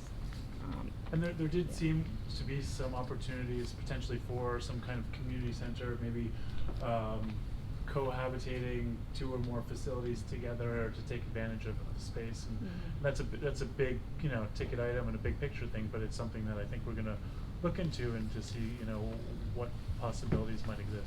Yeah, I mean, I think what we heard from a lot of the various department heads is this area of town where we are is a very nice central location for things like town hall and Mhm. police department, courts. It's just that people are kind of maxed out in terms of. Yeah, we're spread where out. they I are. mean, Yeah. of my 6 departments, 4 are in town hall and 2 are up on Route 10. Right. So I split my day, you know, days in the week going back and forth, and I think a lot of the departments are that. I think that we would function more effectively if we were in the same location versus, you know, if I could walk down the hall to Right. talk to a different department versus having to drive there or call there. I really think, you know, I think you know, we're so maxed out, and it's hard to do, you know, to tell the employee to, you know, rush, go out and do those inspections and come back and, you know, get that report done. Oh, wait a minute, I don't have a desk for you yet. Let me find you a desk to sit And do it at. all before rush hour stuff. Yeah, it is, you know, and it's been a long time that we've been like this. It's not something that just happened overnight. We've been maxed out with space for quite some time, so it's, you know, it's affecting our parking, it's affecting everything, like the courthouse, or you come at town hall on department head safety committee meeting morning, and you're not gonna get a parking spot at town hall, because, you know, we've now brought all of the other employees and department heads here to meet. Now you're gonna come to pay your taxes or your water, so when you can't get a parking spot. So it's an issue. And then lastly, kind of moving towards schools, is that we've got, you know, overall, we mentioned this at the meeting, overall, school enrollment's down slightly over the past 10 years, but the Board of Ed is projecting growth in elementary school students, which would likely put pressure on the elementary schools that already are having capacity issues, Mount Tabor, Littleton, Knollwood, Troy Hills, and Northvale. Yeah, and we have gotten the last few weeks, current enrollment data for all of the schools. I asked them, and we have to follow up, how does that relate to your capacity? Because it's difficult to know, like, what that means. You know, you just have the raw numbers. Okay, well, do you have room to grow, or are you forced to get the seed? And it would also be nice to see that historically on a school-by-school basis, because what we have here from the state is district-wide. So we're still trying to get that data. I think it would be helpful to see, and maybe if we can even get more detailed projections, it'd be helpful. So we're working with the school district on that. That, I think, is a very quick, I hope, snapshot of this document. But again, if you see something that you know is not correct, or you think needs a little bit more clarification, something that doesn't make sense to you, something that you hoped we would look at and we didn't, we want to know. We want to hear from you. So, Can I add something? go ahead. So we also handed out key takeaways, and that's just kind of like a very, very short summary of like existing conditions. Not, I think we were talking about general issues, but that's just kind of a synopsis. The document that we gave you, I think the way that we're envisioning it is this is kind of the first part in building towards the master plan. So we'll have this, and then we'll have issues and opportunities. So that'll be kind of like working through some of these issues, and then the recommendations, and then the land use plan will be kind of a separate component. But that's kind of, so this is basically the first major piece of the master plan. To make it a little bit more readable for the layperson, at the front of each section, we'll probably have a summary of the key takeaways and issues. So we'll try and make it easy to understand. So some of those key takeaways will kind of fold into the document at the front end. So that's, and also one other thing, I know Susan said that, comments can come in whenever, if I might just defer, I would say that sooner than later, and I would even say the end of the month. While we can continue to take comments, we do want to kind of push forward, and if we don't set deadlines, things will just kind of keep moving. So I would say that if you have comments on this report, get it to us by the end of the month. If something is urgent after that, yes, we can incorporate it, but it would be great to have everything done on this particular piece by the end of the month. Yeah, right. And we're still working on it as well. You'll see Yeah. there are a few holes that we're trying to fill in terms of data and information, but Noah is correct. Is Rainbow Lakes a neighborhood? I think so. Okay. Yes. Is it on here? Yes, it should be right under. Yeah, it's pretty, it was one of the original. Comment should be sent to you, It's Susan. way- It says Yeah. Fox Hills Yeah. Estate. Oh, it's called Fox Hill Estates? Not Rainbow And I Lakes? think I think Rainbow that's Lakes is probably a larger separate. neighborhood. Rainbow Yeah. Lakes is out on 46. Right. Is this, But those are good comments because, someone No, from I that know neighborhood that, is but if I was definitely living gonna in find Rainbow out. Oh, Lakes, Rainbow Lakes will comment on Yeah, that. yeah. You don't have Yeah, the that's right, Parsippany though. Transit These are line. Rainbow I know, Lakes. but Oh, I remember Rainbow North- Lakes, but north it was of also 80, called south something of else. 46. I know that, Yeah. it's not on here. We have it. It's not, the name isn't showing up. We but had it the- on another map. I do remember not it. with Yeah, I the remember name. it. We Oh, talk about yeah, it in the Intervale text Rainbow- as I a see what you're distinct saying. neighborhood. Okay, I'll look out for that. so is this Mark document, Robson's gonna say, Susan, "Where's Rainbow will this Lakes?" actually, are these pages that will actually be final pages in the actual master plan? Or is Yeah, this the document that we use to create the final document that's gonna be the master plan? I think the intent is that the master plan Yeah. looks a lot like this, and we keep It's building not on it. marked. Yeah, it should Okay. be. It's building and editing, and so we won't have to, start from scratch at the end, we'll kind of work towards, and things will change, but that's the hope that this can be kind of a It's first. a lot more readable than the last one. Okay, That's that's good. the hope. It's 65 pages, so it's not super short, but there's a lot of full-page figures and, Susan, are you going to be dealing with the court mandated moderate low-income housing that's coming down the pike? That's a great question. Those of you who, I think, have followed it, you may know that the housing plan is coming, as Councilman said, down the pike. The housing element is a standalone element of the master plan, and I've asked Ed Snikos, who is your former planner who's doing the housing plan, that we need to have a talk about kind of how the two plans fit together, because I think they're gonna beat us to the punch, which is fine. That's the timing that the housing plan is on. So I think the way I had thought about it, addressing it in the master plan, is that we acknowledge it, but that housing plan is standing on its own. It's gonna affect more than your housing plan. When you're talking about 4,000 apartments, new apartments or You have to know or what that's gonna renovated mean. office complexes in various sections of the town, you're talking about school enrollment, Absolutely. all elements of the master plan get thrown out the window with these new numbers coming down the pike. Right, which is why it's probably good that the housing plan is being done first, so we know what those impacts are gonna be, and we can look at them in the master plan. So, Ed and I have been talking a little bit about the impacts, and that's I know also- you have. I know that's why, we've Maybe been that asking the wasn't school the district for some final- of this No, I information, know. because we wanna make sure we understand exactly what they're And dealing more with now, importantly, what they that's expect in the not the end future, goal. and then how whatever is happening, from the land use perspective and housing perspective may change that, so. That's our They are current gonna have to be obligation, very closely related. not next year's. It kind of, I've been involved in master plan reviews for many years. And round one of COA and round two and now round three that we're facing now, all the planning we try to do to make the town grow comfortably between a healthy mix of residential and commercial properties get thrown out the window every time we have to deal with Mount Laurel. Right. Although I will say you've dealt with it before. If you look at And- your apartment complexes, because I was looking at this recently when we were looking at some things for the housing plan. Every single apartment complex and when they're built, and the 60s, man, you had apartment complexes going up everywhere.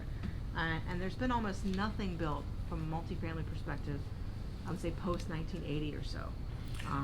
No, apartments became a dirty word. Right, exactly. Mixed unit developments, planned unit developments, those all became four-letter words Right. for many years. Right. So we rezoned all the property to commercial.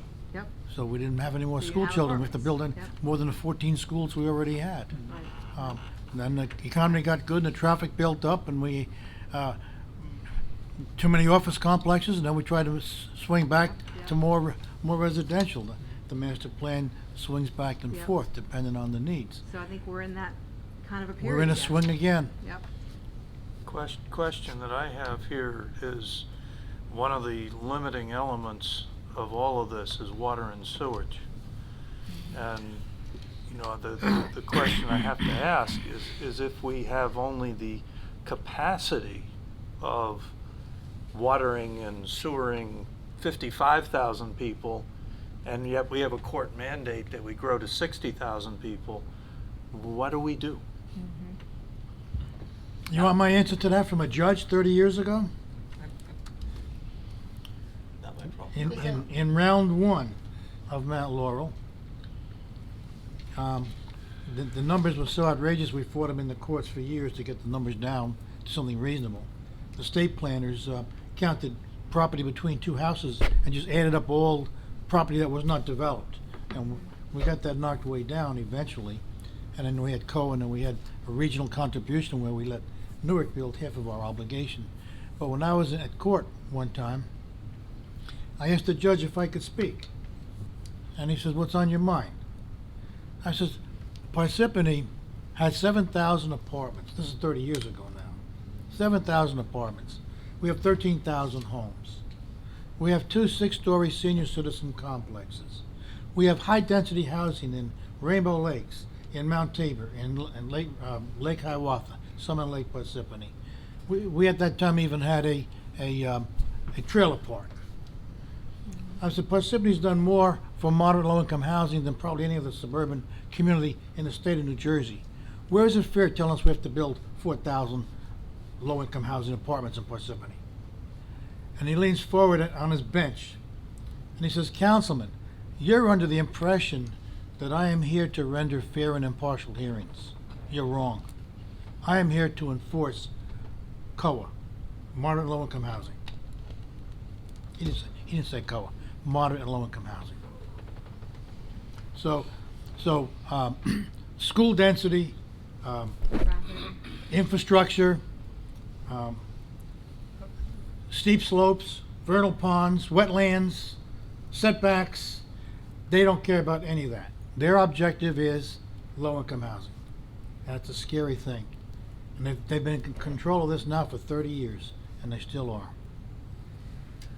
So it's something we need to look at in terms of what does that mean when you Well, I mean, when you if have a you have watershed. conflicts between the Highlands Council and our actual capacity to provide water and sewage, how do we deal with it? Well, you got to look at your future water usage and needs. Don't we have to do we have to do some, conform to the Highlands Master Plan at all? Well, Now that we're in conformance? You don't have to. I think my understanding is that's the direction the township would like to go in. Yeah. They're at least looking at it, conforming Well, with we the saw that, Highlands. yeah, because it gives us more leverage in other Mhm. areas. I mean, according to them, aren't we in deficit of everything? What are the Of course, definitions? it We're means we're not in the You're not requirement zone, we're in the planning. No. You're not in the We're not- compliance zone, you're in the conformance zone, right. We are, there's the. You're not in the more restrictive zone. No, we're in the planning zone. Exactly. We have the option to join or not to join. And, you And the know, council just moved for us to join. Right, and one of the benefits that Highlands has offered as, you know, as a reason to join is that they can do a lot of this water planning. And Yeah. they can come up and provide the funding for plans to deal with your water How do issues. we do that? Hmm? How do we start that? Well, first you gotta get into the Highlands, and that's the So first we- step. And we did. And then you work with them But on- they cannot control the numbers. No, I know. I asked them that specifically. They cannot control the numbers that the court mandates on us. No, they're not gonna reduce your number on affordable housing, so Yeah, let's let's try to still look at that. decouple that. I'm not saying that they But there are will, but environmental it's- reasons why it could be a good thing to be Yeah. part of Highlands, and they It would do have a help lot of grant us. money that they can bring to the table to look at things like your water supply. And how to come up with a plan to recapture more of the water so that you could replenish your It can groundwater. only help us in planning. Well, they're already telling us we're in deficit of some of our waters. I mean, it's, No, yeah, there's a lot of Parsippany is. right. So, Like all of I mean, it would be Parsippany, great to recapture more, I agree, but we also already have a substantial amount of recapturing between the Torrey Meadows and other areas. Unless I'm misreading what they sent me, because after we met with them, they sent me, look, they said anything in red. Yeah. All of Parsippany was red. Was I misreading that? Well, yeah, we have some follow-up to do with the Highlands, because the letter that they sent in September, not 100% clear to me either, what exactly they meant by the capacity issues. So we're still working on that. But it is a concern for sure. Because I can remember in the 80s, and maybe Mike heard this too, is that I was told that the maximum number of people we could have in this town was just over 50,000 because we literally could not provide the water any other way. That's not, when we did our study, we analyzed the groundwater in around the 81, 82 timeframe. Elam and Popov were our consultants, our experts. And when they analyzed the artesian wells where we get our water from, what we asked them was, if all of Parsippany's property were developed per the master plan, all developed, 100% development, would we have enough water in our artesian wells to provide for Parsippany? And the answer to that question was yes, we have enough. Now we went to our sewage plant and we said, do we have enough capacity in our sewer treatment plant if all of the property were developed? And the answer was we would have a surplus. That was a big plant that we built. It was supposed to be a regional plant. So we had a big surplus. And so we could sell off some of that surplus. Now what's happened over the years is we still have the same amount of water down there that we did then. But the state looks at not just Parsippany, they're looking at northern New Jersey and the Highlands. They're looking at a bigger picture.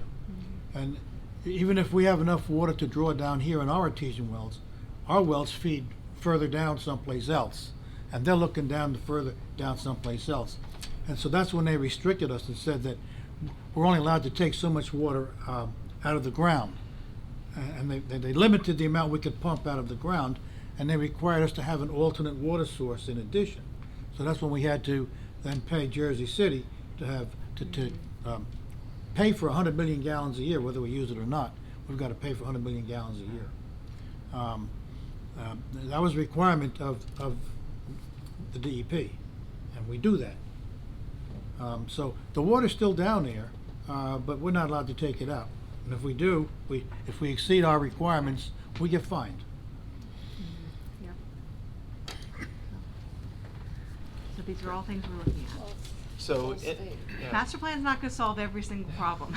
I'm just gonna put that out there, but we wanna make sure that we're aware of these issues and that we make clear recommendations that the township can pursue to start to address some of these problems.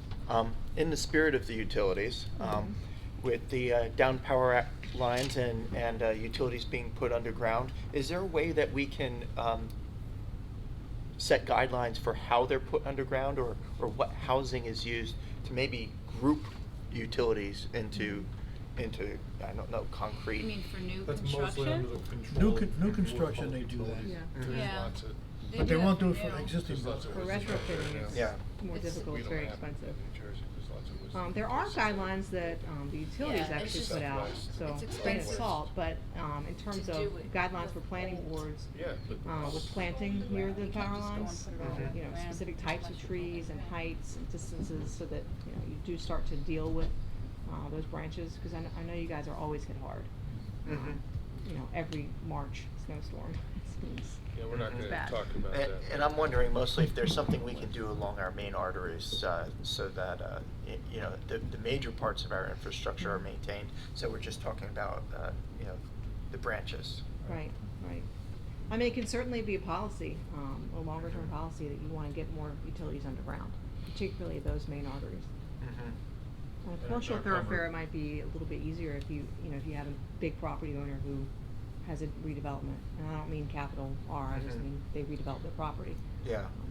And that's one of those areas where if it's at least in the master plan, then we can make sure that the appropriate, It's like sidewalks, having a policy that you want to have sidewalks on certain, roadways and within certain distances from schools and parks gives you a little bit more teeth. Mhm. When applicants come in, you can say, no, like, the master plan says you should have a sidewalk, why aren't you providing a sidewalk? Just makes it harder for them to yeah, not if do it. they're out of compliance now, okay, but in 20, 50 years, as things turn over, we can bring them into the Right. fold. Typically, those are done on a corridor-wide basis at the same time, just for, to do it at scale. Mhm. But as properties can come in, you can have them bury the line from their building to the pole, kind of with an underground conduit, Mhm. and then, go up the pole. So we have seen that before, and so you can start the process, and at least reduce some of those overhead lines, Mhm. within, individual properties. So, Oh, yeah. yeah, this was a great discussion. More to come, I'm sure, not the last. But we did want to give an update on our continued outreach, because we're not Sure. done yet on that. Yeah, so we have a bunch of things to quickly go over with you today. The first is a public survey. We handed you a draft at our last meeting. We didn't receive many comments, but we tried to cull it down. We have, I think, a 37 question survey here. It's printed. We're also gonna send out a link that everyone can comment on, so. You can test it You out. can test it out if you want, so whatever you're more comfortable with, whether it's just looking at this or an electronic version, we'll take comments as they come. So stay tuned in the next day or so, and if you don't see it, check your junk Yeah. folder. Yeah, yeah. Sometimes it goes there. Just a couple of quick things. We grouped them into kind of various categories. The first couple questions are general demographic type questions. Then we get into questions about your neighborhood. This is one thing that we wanted to really, you could focus in on this one especially. We had planned on doing a lot of neighborhood outreach, which we're still thinking about different ways to do. But this could be an opportunity if we are able to really focus our outreach efforts, just maximize exposure. To this survey. To the survey, thank you. And we have some questions in here to ask about, neighborhood-specific concerns. What are the issues? What are the streets that, are most troublesome? What businesses would you like to see? And, where are sidewalks more needed, et cetera.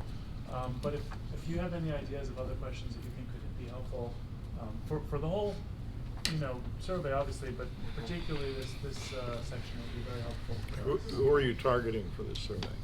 Anyone? Everybody. Everybody. Yeah, so we're gonna use as many different, methods as we can to, whether it's an e-blast, from the township, Facebook, Yeah, I mean, the township has a pretty extensive email list, and that was very effective in the first workshop, so that's one method.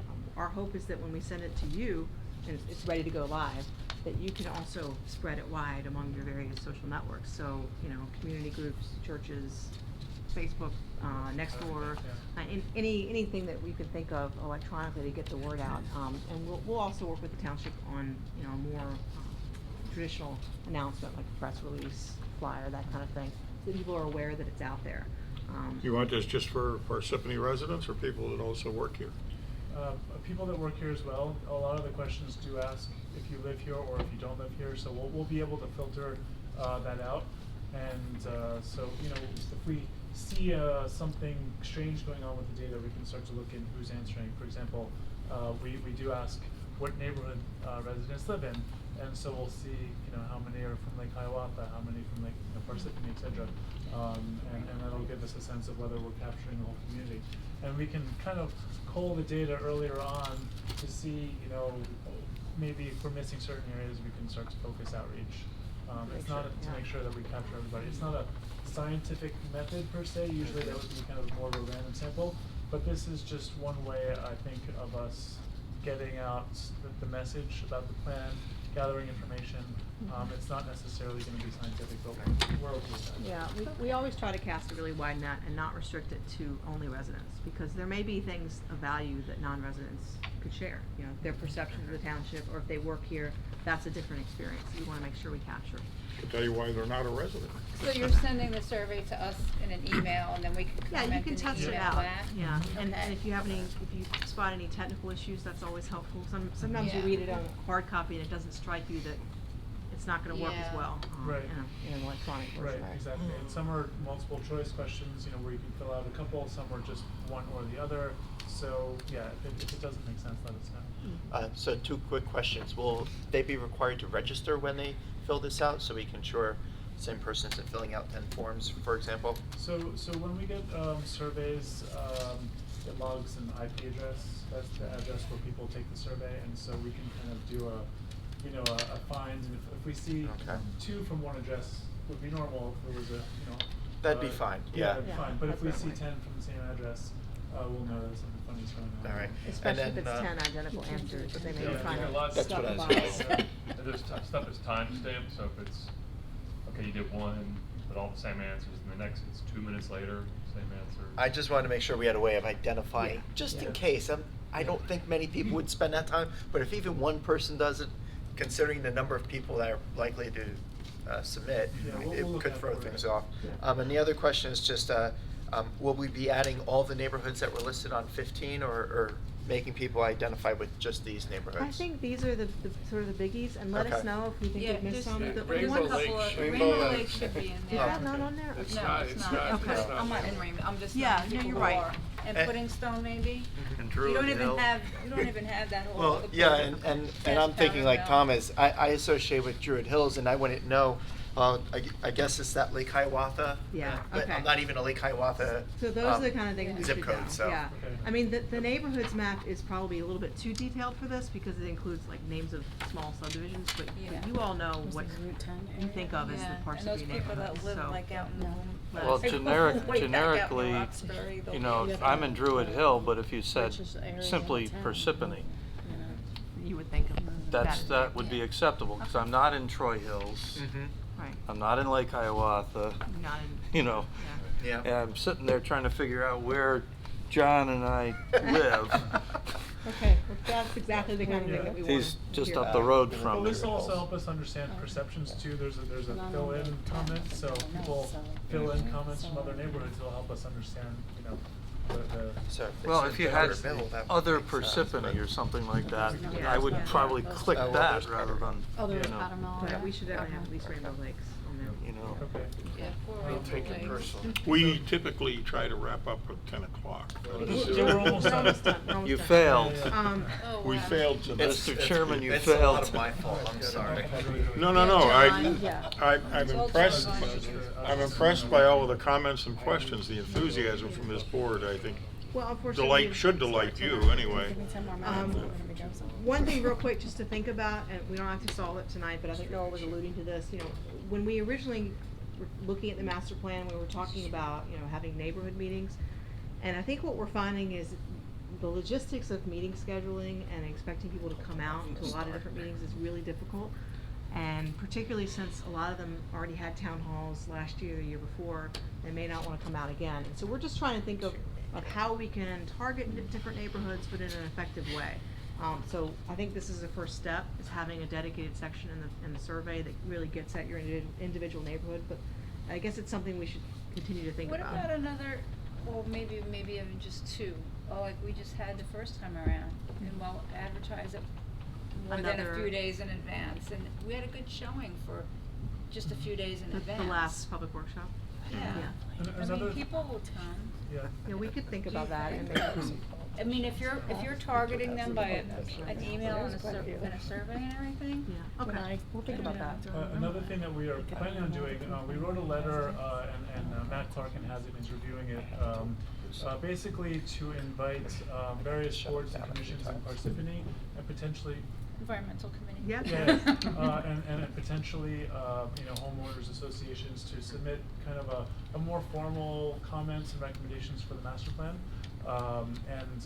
We have a letter, and we'll show it to you once we get his kind of sign off, but basically, we'd ask them to provide an overview of what, if it's a formal organization, what they do, recent projects and actions, any issues that may be of concern to them, what their priorities are and other considerations, and we think maybe like a 2-page document, nothing like, we're not asking them to write a book, but we if they can kind of outline the big things that are important to them, it would really help us.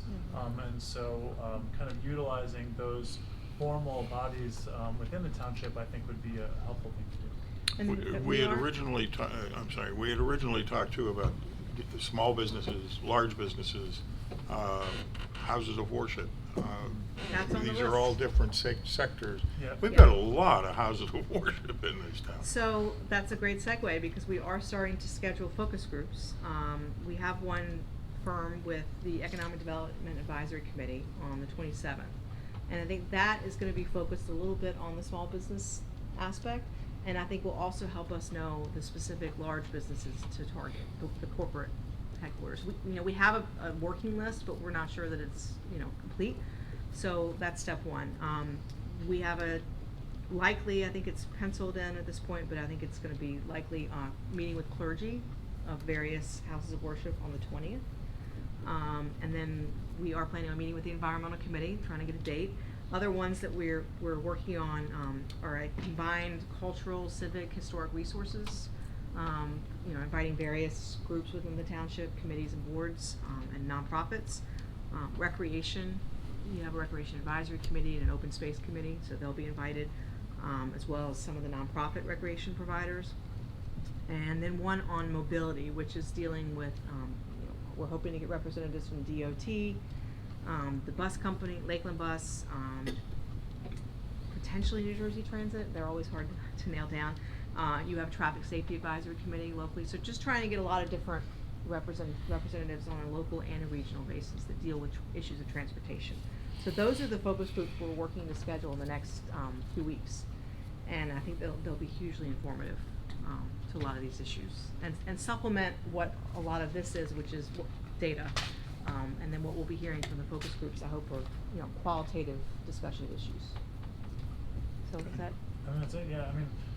Just for the survey, if possible, once we send it, if you get us comments by next week, I don't know if that's reasonable, but I feel like might as well just nip it in the bud now, and then we can get it out as soon as possible. And comments on Parsippany Today, ideally by the end of the month, March 1st. And we'll be scheduling focus groups, so we may be meeting with some of you. I know Judy will be meeting with you on the environmental committee. And we do have, we're preparing written summaries of all those meetings. So we'll have the record. We'll bring back the key takeaways from those meetings and share them with all of you. Okay. Susan, I have Before a trick. 10:30. I have a trick question. Yes. And I bet Mike knows the answer. What section of town is Ross's Corner? It's right here, this intersection right outside. Is that the Am I right, historic Mike? name? Is Ross's Ross's Corner? Corner. Cobb's Corner. Cobb's Corner. Cobb's Corner, I'm sorry, What's Cobb's Cobb's Corner, yes. For years, the bus used to say Cobb's Corner. Yes, Cobb's Corner. you're What- right. So what was the Cobb? I stand corrected. Cobb. I've never seen that designation anywhere, though. No, Sometimes on the Lakeland bus, they announce it. Do they? Yeah. Interesting. They still refer to Cobb's it Corner, as yeah, Cobb's. right. I forget his first Susan? name. If you want to get community, you may try, through the schools. Yes. You sent notes home with all of the kids from the grade schools, That's a great point. you get those, Yeah. that neighborhood, so to Right. speak. And you get that segment of the population of young families who are notoriously You don't hard send to notes get to home work anymore. jobs. It's all electronic backpacks. Oh, that's not That- true. That's not true at all. Oh, It's all paper. The paper is It's still all unbelievable. paper. It's in the backpack. But the electronic backpack would work too with Yeah. the survey. Yeah. And it's so much easier if we can.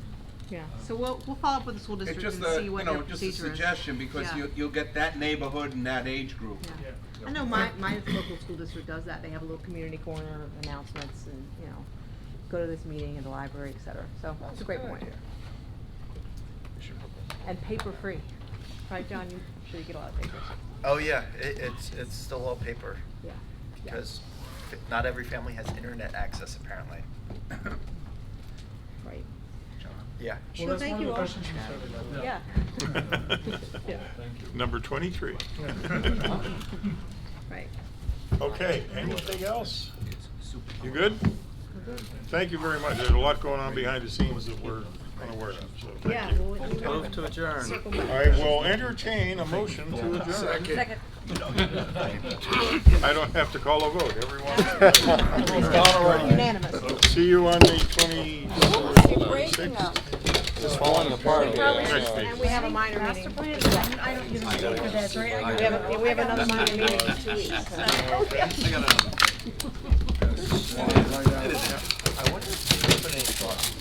The little chair is very uncomfortable. I hate the little chair. You know, these chairs were here when I started on the board. Not there. 2 decades ago. Does anybody know how to adjust them? No. Yeah. Well, what's central? You get stuck with a little chair. My objective on when I come to the Hold council on. meeting It's temp- is to find this one. Find that, you can't find a chair, yeah. Yeah, these chairs are. It's a bottleneck now. Probably older, probably. Right. I'd like to know how to, if we can get them all to the same height, it would be great. I was gonna say, Chairs. thank you. We don't need the chairs are okay. We just need somebody who knows how to adjust them. I mean, they gotta be adjusted. My attaché case over. Oh, sure.